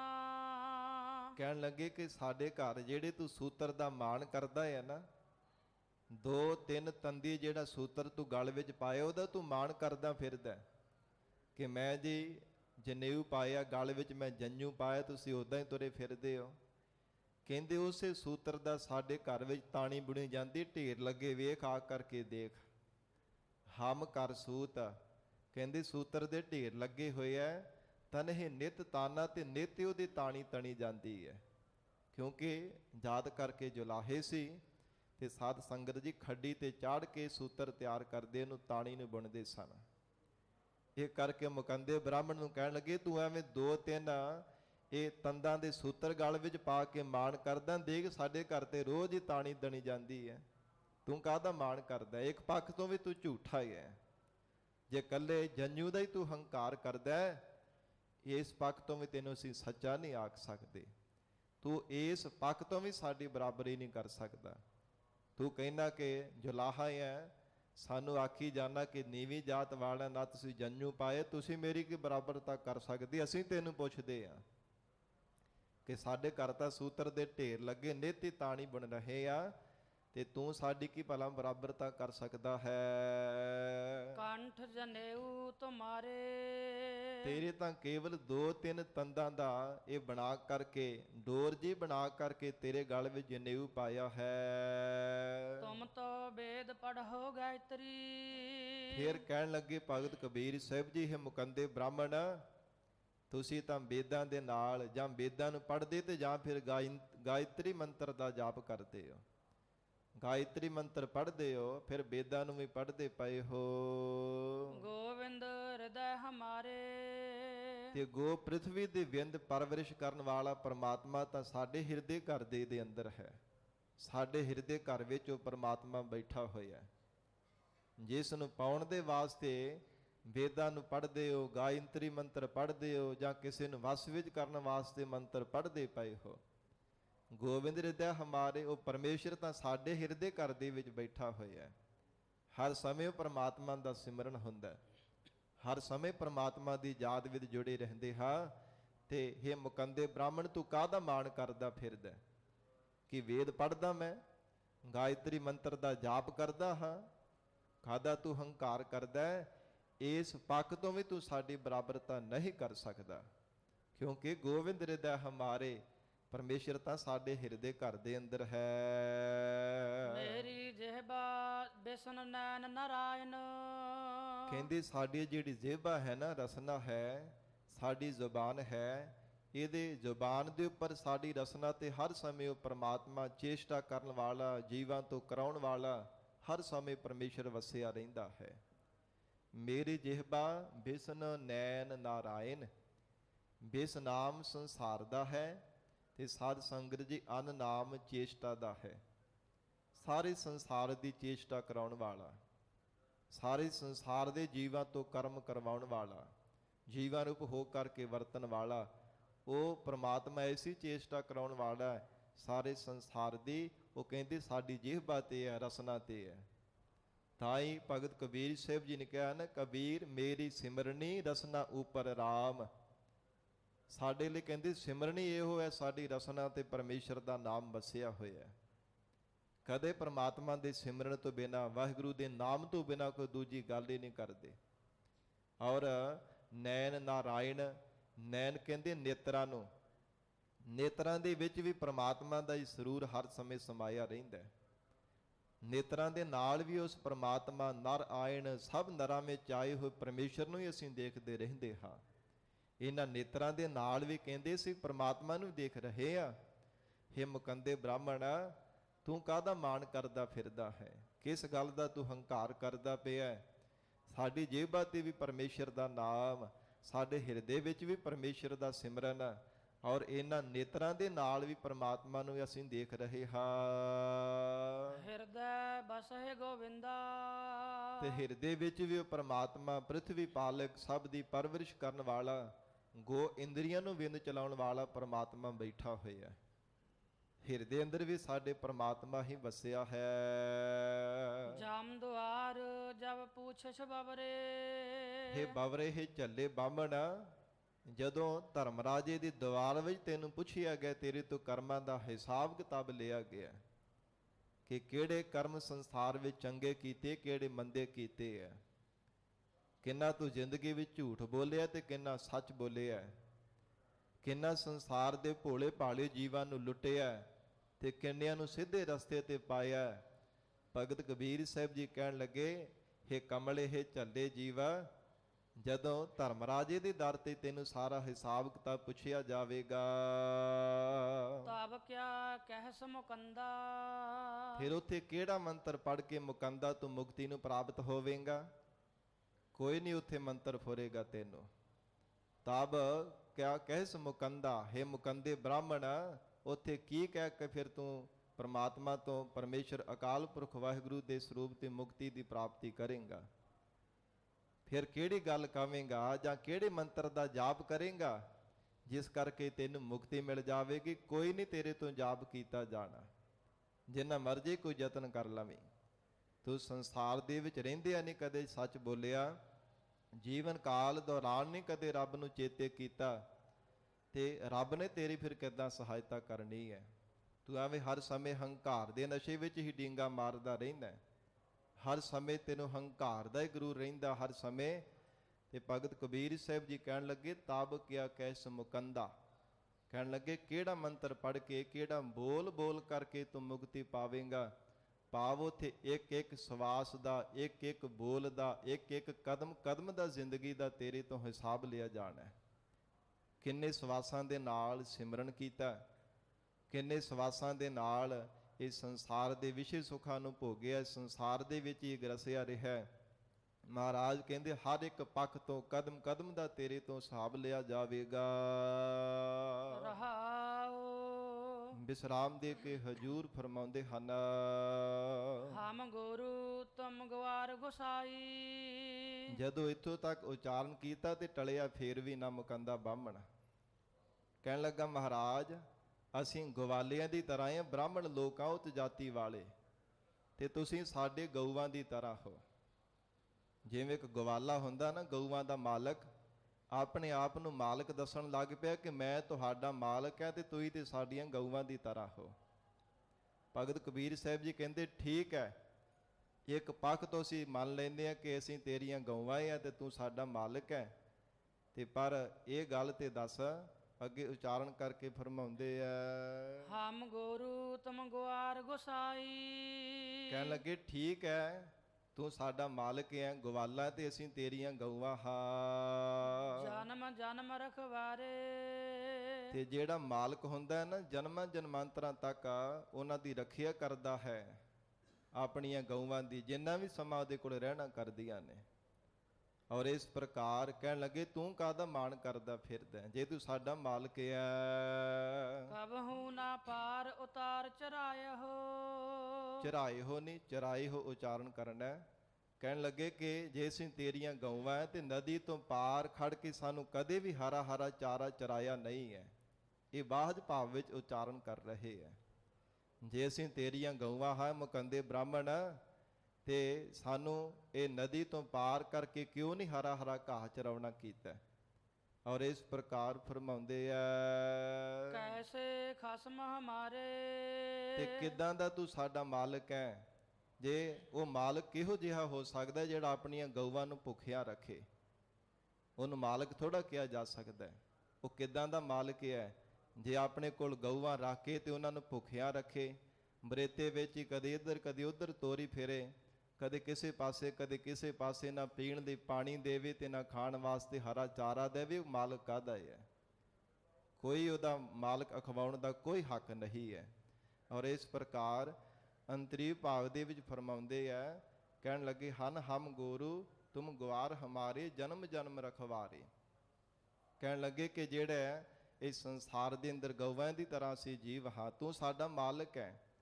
ਹੇ ਮੁਕੰਦੇ ਬ੍ਰਾਹਮਣ, ਤੂੰ ਮੰਨਦਾ ਕਿ ਮਾਲਕ ਅਸੀਂ ਤਾਂ ਨਹੀਂ ਆਖਦੇ ਪਏ। ਤੇਰੇ ਕਹਿਣੇ ਮੁਤਾਬਕ ਅਸੀਂ ਤੈਨੂੰ ਸਵਾਲ ਕਰਦੇ ਆ, ਆਸਾ ਰੂਪੀ ਨਦੀ ਤੋਂ, ਤ੍ਰਿਸ਼ਨਾ ਰੂਪ ਨਦੀ ਤੋਂ ਪਾਰ ਕਰਕੇ ਸਾਨੂੰ ਗਿਆਨ ਰੂਪੀ ਹਰਾ ਹਰਾ ਘਾਹ ਕਿਉਂ ਨਹੀਂ ਅਜੇ ਤੱਕ ਤੂੰ ਚਰਾਉਣਾ ਕੀਤਾ। ਆਸਾ ਨਦੀ ਦੇ ਵਿੱਚ ਹੀ ਬਾਰ-ਬਾਰ ਡੁੱਬਦਾ ਪਿਆ, ਬਾਰ-ਬਾਰ ਆਸਾ ਤ੍ਰਿਸ਼ਨਾ ਦੀ ਨਦੀ ਦੇ ਵਿੱਚ ਬਾਰ-ਬਾਰ ਸਾਡਾ ਡੁੱਬਣਾ ਹੁੰਦਾ ਪਿਆ। ਜਾਂ ਫਿਰ ਤ੍ਰਿਸ਼ਨਾ ਰੂਪੀ ਬਰੇਤੇ ਵਿੱਚ ਹੀ ਬਾਰ-ਬਾਰ ਕਦੇ ਕਿਸੇ ਪਾਸੇ ਭਟਕਾਉਂਦਾ ਹੈ, ਕਦੇ ਕਿਸੇ ਪਾਸੇ ਦਰ-ਦਰ ਤੇ ਠੋਕਰਾਂ ਖਵਾ ਰਹੇ ਆ। ਕਿੱਦਾਂ ਦਾ ਤੂੰ ਸਾਡਾ ਮਾਲਕ ਹੈ। ਕਦੇ ਆਸਾ ਤ੍ਰਿਸ਼ਨਾ ਆਸਾ ਨਦੀ ਤੋਂ ਪਾਰ ਕਰਕੇ ਸਾਨੂੰ ਗਿਆਨ ਰੂਪੀ ਹਰਾ ਚਾਰਾ ਕਦੇ ਵੀ ਚਰਾਉਣਾ ਨਹੀਂ ਕੀਤਾ। ਤੂੰ ਬਾਮਨ ਮੈਂ ਕਾਸੀਕ ਜੁਲਹਾ। ਤੇ ਫੇਰ ਵੀ ਕਹਿੰਦਾ, ਕਹਿਣ ਲੱਗਾ ਕਿ ਤੁਸੀਂ ਤਾਂ ਕਬੀਰ ਜੀ ਗਰੀਬ ਜੁਲਾਹੇ ਹੋ ਤੇ ਮੈਂ ਤਾਂ ਉੱਚ ਕੋਟੀ ਦਾ ਬ੍ਰਾਹਮਣ ਹਾਂ। ਭਗਤ ਕਬੀਰ ਸਾਹਿਬ ਜੀ ਕਹਿਣ ਲੱਗੇ, ਠੀਕ ਹੈ ਤੂੰ ਬ੍ਰਾਹਮਣ ਹੈ ਤੇ ਅਸੀਂ ਕਾਂਸ਼ੀ ਦੇ ਜੁਲਾਹੇ ਹਾਂ। ਜੁਲਾਹਿਆਂ ਦੇ ਘਰ ਵਿੱਚ ਸਾਡਾ ਜਨਮ ਹੋਇਆ ਹੈ। ਬੁਝਹ ਮੋਰ ਗਿਆਨਾ। ਪਰ ਕਹਿੰਦੇ ਸਾਡੇ ਹਿਰਦੇ ਅੰਦਰ ਗਿਆਨ ਦੇ ਪ੍ਰਕਾਸ਼ ਨੂੰ ਬੁੱਝ ਕਰਕੇ ਦੇਖ, ਪਰਮਾਤਮਾ ਨੇ ਗਿਆਨ ਕਿੰਨਾ ਬਖਸ਼ਿਸ਼ ਕੀਤਾ। ਇਹ ਕੋਈ ਜਾਤ ਦੀ ਗੱਲ ਥੋੜਾ ਹੀ ਹੈ, ਕਿਉਂਕਿ ਅੱਗੇ ਪਰਮੇਸ਼ਰ ਦੇ ਘਰ ਦੇ ਵਿੱਚ ਵੀ ਕਿਸੇ ਦੀ ਜਾਤ ਨਹੀਂ ਚੱਲਦੀ। ਅੱਗੇ ਜਾਤ ਨਾ ਜੋਰ ਹੈ, ਅੱਗੇ ਜੀਉ ਨਵੇ, ਜਿਨ ਕੀ ਲੇਖੈ ਪਤ ਪਵੈ ਚੰਗੇ ਸੇਈ ਕੇ। ਜਿਨ੍ਹਾਂ ਦੀ ਪਤ ਇੱਜ਼ਤ ਬਰਕਰਾਰ ਹੈ ਨਾ, ਸਾਧ ਸੰਗਤ ਜੋ ਪ੍ਰਮਾਤਮਾ ਦੇ ਘਰ ਚੰਗੇ ਗਿਣੇ ਜਾਂਦੇ ਹੈ। ਕੋਈ ਨੀਵੀਂ ਜਾਤ ਵਿੱਚ ਜਨਮਿਆ, ਇਹ ਨਹੀਂ ਹੈ ਕਿ ਉਹਦੀ ਕੋਈ ਇੱਜ਼ਤ ਨਹੀਂ ਹੈ। ਪ੍ਰਮਾਤਮਾ ਨੇ ਕਿੰਨਾ ਹਿਰਦੇ ਅੰਦਰ ਗਿਆਨ ਦਾ ਪ੍ਰਕਾਸ਼ ਕੀਤਾ। ਪ੍ਰਮਾਤਮਾ ਨੇ ਕਿੰਨੀ ਉਹਨੂੰ ਸੋਝੀ ਬਖਸ਼ੀ ਹੈ, ਕਿੰਨੀ ਉੱਚੀ ਅਵਸਥਾ ਵਾਹਿਗੁਰੂ ਨੇ ਮਿਹਰ ਕਰਕੇ ਉਹਨੂੰ ਦਿੱਤੀ ਹੈ। ਮਹਾਰਾਜ ਕਹਿੰਦੇ ਉਹਨੂੰ ਕੋਈ ਸਮਝ ਨਹੀਂ ਸਕਦਾ। ਇਸ ਲਈ ਸਾਹਿਬ ਕਬੀਰ ਜੀ ਨੇ ਉਚਾਰਨ ਕੀਤਾ, ਕਹਿਣ ਲੱਗੇ ਮੁਕੰਦੇ ਬ੍ਰਾਹਮਣ, ਸਾਡੇ ਹਿਰਦੇ ਦਾ ਗਿਆਨ ਤਾਂ ਬੁੱਝ ਕਰਕੇ ਦੇਖ। ਤੁਮ ਤਉ ਜਾਚੇ ਭੂਪਤ ਰਾਜੇ। ਸਮਾਪਤੀ ਦੀਆਂ ਪੰਕਤੀਆਂ ਵਿੱਚ ਉਚਾਰਨ ਕਰ ਰਹੇ ਹੈ। ਕਹਿੰਦੇ ਤੂੰ ਭੂਪਤ, ਭੂ ਧਰਤੀ ਦੇ ਜਿਹੜੇ ਪਤ ਮਾਲਕ ਰਾਜੇ ਜਾਂ ਰਜਵਾੜੇ ਹੈ, ਉਹਨਾਂ ਦੇ ਕੋਲ ਜਾ ਕਰਕੇ ਮੰਗਦਾ ਫਿਰਦਾ। ਇਹ ਬ੍ਰਾਹਮਣ ਕਦੇ ਕਿਸੇ ਰਾਜੇ ਕਦੇ ਕਿਸੇ ਕੋਲ ਜਾ ਕੇ ਫਰਿਆਦਾਂ ਕਰਦਾ ਕਿ ਮੇਰੇ ਪਰਿਵਾਰ ਦੀ ਪਰਵਰਿਸ਼ ਕਰਕੇ, ਪਰਵਰਿਸ਼ ਵਾਸਤੇ, ਮੇਰੇ ਪਰਿਵਾਰ ਨੂੰ ਟੱਬਰ ਨੂੰ ਪਾਲਣ ਦੇ ਵਾਸਤੇ ਮੈਨੂੰ ਧਨ ਦਿਓ, ਦਸ਼ਨਾ ਦਿਓ, ਦਾਨ ਦਿਓ। ਤੂੰ ਤਾਂ ਰਾਜਿਆਂ ਦੇ ਕੋਲ ਜਾ ਕਰਕੇ ਹੱਥ ਅੱਡ ਕੇ ਮੰਗਦਾ ਫਿਰਦਾ ਹੈ। ਹਰ ਸੋ ਮੋਰ ਧਿਆਨਾ। ਪਰ ਦੇਖ ਸਾਡਾ ਧਿਆਨ ਪਰਮੇਸ਼ਰ ਦੇ ਚਰਨਾਂ ਦੇ ਨਾਲ ਜੁੜਿਆ ਰਹਿੰਦਾ ਹੈ। ਅਸੀਂ ਪਰਮਾਤਮਾ ਤੋਂ ਬਿਨਾਂ ਕਦੇ ਕਿਸੇ ਤੋਂ ਕੁਝ ਮੰਗਿਆ ਨਹੀਂ ਹੈ। ਪਰਮੇਸ਼ਰ ਦੇ ਚਰਨਾਂ ਵਿੱਚ ਹਰ ਸਮੇਂ ਅਰਦਾਸ ਕਰਦੇ ਹਾਂ। ਪਰਾਰਬਧ ਅਨੁਸਾਰ ਜੀਵਨ ਅੰਦਰ ਜੋ ਪਰਮਾਤਮਾ ਬਖਸ਼ਿਸ਼ ਕਰਦਾ ਉਹਦੇ ਵਿੱਚ ਅਸੀਂ ਖੁਸ਼ ਹਾਂ, ਪ੍ਰਸੰਨ ਰਹਿੰਦੇ ਹਾਂ। ਤੂੰ ਤਾਂ ਰਾਜਿਆਂ ਰਜਵਾੜਿਆਂ ਦੇ ਦਰ ਦਰ ਤੇ ਜਾ ਕੇ ਬਾਰ-ਬਾਰ ਹੱਥ ਅੱਡਦਾ ਰਹਿੰਦਾ, ਬਾਰ-ਬਾਰ ਕਹਿੰਦਾ ਕਿ ਮੈਨੂੰ ਦਾਨ ਦੇਵੋ, ਦਸ਼ਨਾ ਦੇ ਦੇਵੋ। ਪਰ ਕਹਿੰਦੇ ਹਰ ਸਭ ਮੋਰ ਧਿਆਨਾ, ਸਾਡਾ ਧਿਆਨ ਤਾਂ ਪਰਮੇਸ਼ਰ ਦੇ ਚਰਨਾਂ ਵਿੱਚ ਜੁੜਿਆ ਰਹਿੰਦਾ ਹੈ ਨਾ। ਫਿਰ ਦੱਸ ਤੂੰ ਵੱਡਾ ਹੈ ਕਿ ਅਸੀਂ ਵੱਡੇ ਹਾਂ। ਇਹ ਸਾਰੇ ਦ੍ਰਿਸ਼ਟਾਂਤ ਦੇ ਦੇ ਕੇ ਜਦੋਂ ਇਹ ਸ਼ਬਦ ਦੀ ਸਮਾਪਤੀ ਕੀਤੀ ਹੈ ਤੇ ਫਿਰ ਚਰਨਾਂ ਤੇ ਟਹਿ ਪਿਆ ਮੁਕੰਦਾ ਬ੍ਰਾਹਮਣ। ਮਹਾਰਾਜ ਗਰੀਬ ਨਵਾਜ, ਹੇ ਸਤਿਗੁਰੂ ਜੀ ਕਿਰਪਾ ਕਰੋ, ਮੇਰੀ ਭੁੱਲ ਬਖਸ਼ ਲਓ, ਮੇਰੇ ਤੋਂ ਗਲਤੀ ਹੋ ਗਈ ਹੈ। ਮਹਾਰਾਜ ਮੈਂ ਜਾਤ ਪਾਤ ਦੇ ਵਿਤਕਰਿਆਂ ਦੇ ਵਿੱਚ ਹੀ ਪਿਆ ਰਿਹਾ, ਹੰਕਾਰ ਦੇ ਨਸ਼ੇ ਵਿੱਚ ਮੈਂ ਤੁਹਾਨੂੰ ਆ ਕਰਕੇ ਐਵੇਂ ਅਜਾਈ ਝਖਾ ਮਾਰੀ ਜਾ ਰਿਹਾ ਸੀ ਕਿ ਤੁਸੀਂ ਗਰੀਬ ਹੋ, ਜੁਲਾਹੇ ਹੋ, ਨੀਵੀਂ ਜਾਤ ਕਰਕੇ ਸ਼ੂਦਰ ਹੋ। ਮੈਂ ਬ੍ਰਾਹਮਣ ਹਾਂ, ਉੱਚੀ ਜਾਤੀ ਵਿੱਚ ਮੇਰਾ ਜਨਮ ਹੋਇਆ ਹੈ, ਇਸ ਕਰਕੇ ਮੈਂ ਤੁਹਾਡਾ ਗੁਰੂ ਹਾਂ। ਪਰ ਨਹੀਂ ਮਹਾਰਾਜ, ਅੱਜ ਮੈਨੂੰ ਸੋਝੀ ਆਈ ਕਿ ਅਸਲ ਵਿੱਚ ਤੁਸੀਂ ਸਾਡੇ ਗੁਰੂ ਹੋ। ਗਿਆਨਵਾਨ ਹੀ ਗੁਰੂ ਹੋ ਸਕਦਾ ਹੈ, ਜਿਹੜਾ ਆਪ ਅਗਿਆਨੀ ਹੈ ਉਹ ਦੂਜਿਆਂ ਨੂੰ ਕਿਵੇਂ ਸੇਧ ਦੇਵੇਗਾ। ਜਿਸ ਹਿਰਦੇ ਅੰਦਰ ਗਿਆਨ ਦਾ ਪ੍ਰਕਾਸ਼ ਹੋ ਜਾਂਦਾ, ਉਹ ਹੀ ਅਸਲ ਦੇ ਵਿੱਚ ਕਹਿੰਦੇ ਕਿ ਗੁਰੂ ਹੈ। ਉਹ ਫਿਰ ਬ੍ਰਾਹਮਣ ਨੇ ਮੁਆਫੀ ਮੰਗੀ, ਹੱਥ ਜੋੜ ਕੇ ਕਹਿਣ ਲੱਗਾ, ਮਹਾਰਾਜ ਮੇਰੇ ਤੋਂ ਭੁੱਲ ਹੋ ਗਈ ਸੀ, ਮੁਆਫ ਕਰ ਦੇਵੋ। ਤੋ ਇਸ ਦੁਆਰਾ ਇਹ ਸ਼ਬਦ ਦੇ ਅੰਦਰ ਜੋ ਉਪਦੇਸ਼ ਬਖਸ਼ਿਸ਼ ਕੀਤਾ ਗਰੀਬਨਵਾਜ ਮਹਾਰਾਜ ਸੱਚੇ ਪਾਤਸ਼ਾਹ ਜੀ ਨੇ ਸਾਧ ਸੰਗਤ ਜੀ ਜਿਹੜਾ ਸਿਧਾਂਤ ਬਖਸ਼ਿਆ ਹੈ ਕਿ ਕਦੇ ਵੀ ਜਾਤ ਪਾਤ ਦਾ ਵਿਤਕਰਾ ਨਹੀਂ ਕਰਨਾ ਚਾਹੀਦਾ, ਕਿਉਂਕਿ ਮਾਨਸ ਕੀ ਜਾਤ ਸਭ ਹੈ ਏਕ ਹੈ ਪਹਿਚਾਨ ਬੋ। ਇਹ ਗਰੀਬ ਨਵਾਜ ਗੁਰੂ ਕਲਗੀਧਰ ਪਿਤਾ ਮਹਾਰਾਜ ਸੱਚੇ ਪਾਤਸ਼ਾਹ ਜੀ ਨੇ ਵੀ ਦਰਸਾਇਆ ਕਿ ਹਰ ਘਟ ਦੇ ਅੰਦਰ ਜੇ ਪਰਮੇਸ਼ਰ ਦਾ ਸਰੂਪ ਹੈ, ਪਤਾ ਨਹੀਂ ਕਿਹਨੂੰ ਪਰਮਾਤਮਾ ਨੇ ਕਿੰਨਾ ਗਿਆਨ ਬਖਸ਼ਿਸ਼ ਕਰ ਦੇਣਾ, ਕਿਸ ਹਿਰਦੇ ਅੰਦਰ ਵਾਹਿਗੁਰੂ ਜੀ ਨੇ ਗਿਆਨ ਦਾ ਪ੍ਰਕਾਸ਼ ਕਰ ਦੇਣਾ, ਇਹ ਪਰਮਾਤਮਾ ਜਾਣਦਾ। ਇਸ ਕਰਕੇ ਜ਼ਰੂਰੀ ਨਹੀਂ ਕਿ ਉੱਚੀ ਜਾਤ ਵਿੱਚ ਜਨਮ ਲੈ ਕੇ ਹੀ ਮਨੁੱਖ ਬਹੁਤਾ ਗਿਆਨਵਾਨ ਹੋ ਸਕਦਾ ਹੈ। ਸਾਧ ਸੰਗਤ ਜੀ, ਭਗਤ ਜਨਾਂ ਦੇ ਜੀਵਨ ਪੜ੍ਹ ਕੇ ਦੇਖ ਲਈਏ, ਬਹੁਤੇ ਪੱਖ ਦੇ ਵਿੱਚ ਜਿਹੜੇ ਭਗਤਾਂ ਦਾ ਜੀਵਨ ਨੀਵੀਂ ਜਾਤ ਦੇ ਵਿੱਚ ਹੀ ਜਨਮੇ ਹਨ। ਸਾਧ ਸੰਗਤ ਜੀ, ਕੋਈ ਸ਼ਿੰਬੇ ਜਾਤ ਵਿੱਚ ਭਗਤ ਰਵਿਦਾਸ ਸਾਹਿਬ ਜੀ ਚਮਿਆਰ ਹਨ, ਭਗਤ ਨਾਮਦੇਵ ਜੀ ਸ਼ਿੰਬੇ ਜਾਤ ਹਨ, ਇਸ ਪ੍ਰਕਾਰ ਭਗਤ ਕਬੀਰ ਸਾਹਿਬ ਜੀ ਜੁਲਾਹੇ ਹਨ। ਇਹ ਨੀਵੀਂ ਜਾਤਾਂ ਦੇ ਵਿੱਚ ਭਾਵੇਂ ਜਨਮ ਹੋਇਆ, ਪਰ ਗਿਆਨ ਕਿੰਨਾ ਵੱਡਾ ਹੈ।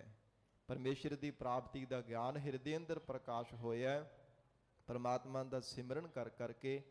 ਇਸ ਲਈ ਕਹਿਣ ਲੱਗੇ, ਹੇ ਮੁਕੰਦੇ ਬ੍ਰਾਹਮਣ, ਕਦਾਚਿਤ ਵੀ ਮਾੜ ਨਹੀਂ ਕਰਨਾ ਚਾਹੀਦਾ। ਸਤਿਗੁਰੂ ਜੀ ਮਿਹਰ ਕਰਨ, ਪਾਵਨ ਉਪਦੇਸ਼ ਸਾਡੇ ਹਿਰਦਿਆਂ ਵਿੱਚ ਵਸ ਜਾਵੇ, ਗੁਰੂ ਬਚਨਾਂ ਦੀ ਕਮਾਈ ਕਰਕੇ ਜੀਵਨ ਸਫਲਾ ਬਣਾ ਸਕੀਏ। ਗੁਰਬਾਣੀ ਦੇ ਵਿਚਾਰ ਕਰਦਿਆਂ ਤੋਂ ਹੋਈਆਂ ਬੇਅੰਤ ਭੁੱਲਾਂ ਦੀ ਖਿਮਾ। ਧੰਨ ਸ੍ਰੀ ਗੁਰੂ ਗ੍ਰੰਥ ਸਾਹਿਬ ਜੀ ਮਹਾਰਾਜ ਆਪ ਸੰਗਤ ਬਖਸ਼ਣਹਾਰ ਹੋ, ਅਗਾਹ ਵਾਸਤੇ ਸਮਤ ਬਖਸ਼ਿਸ਼ ਕਰਨੀ ਜੀ। ਦੇਹੋ ਸੱਜਣ ਅਸੀਸੜੀਆ, ਜਿਉ ਹੋਵੈ ਸਾਹਿਬ ਸਿਓ ਮੇਲਾ। ਹਮ ਗੁਰੂ ਤੁਮ ਗੁਆਰ ਗੁਸਾਈ,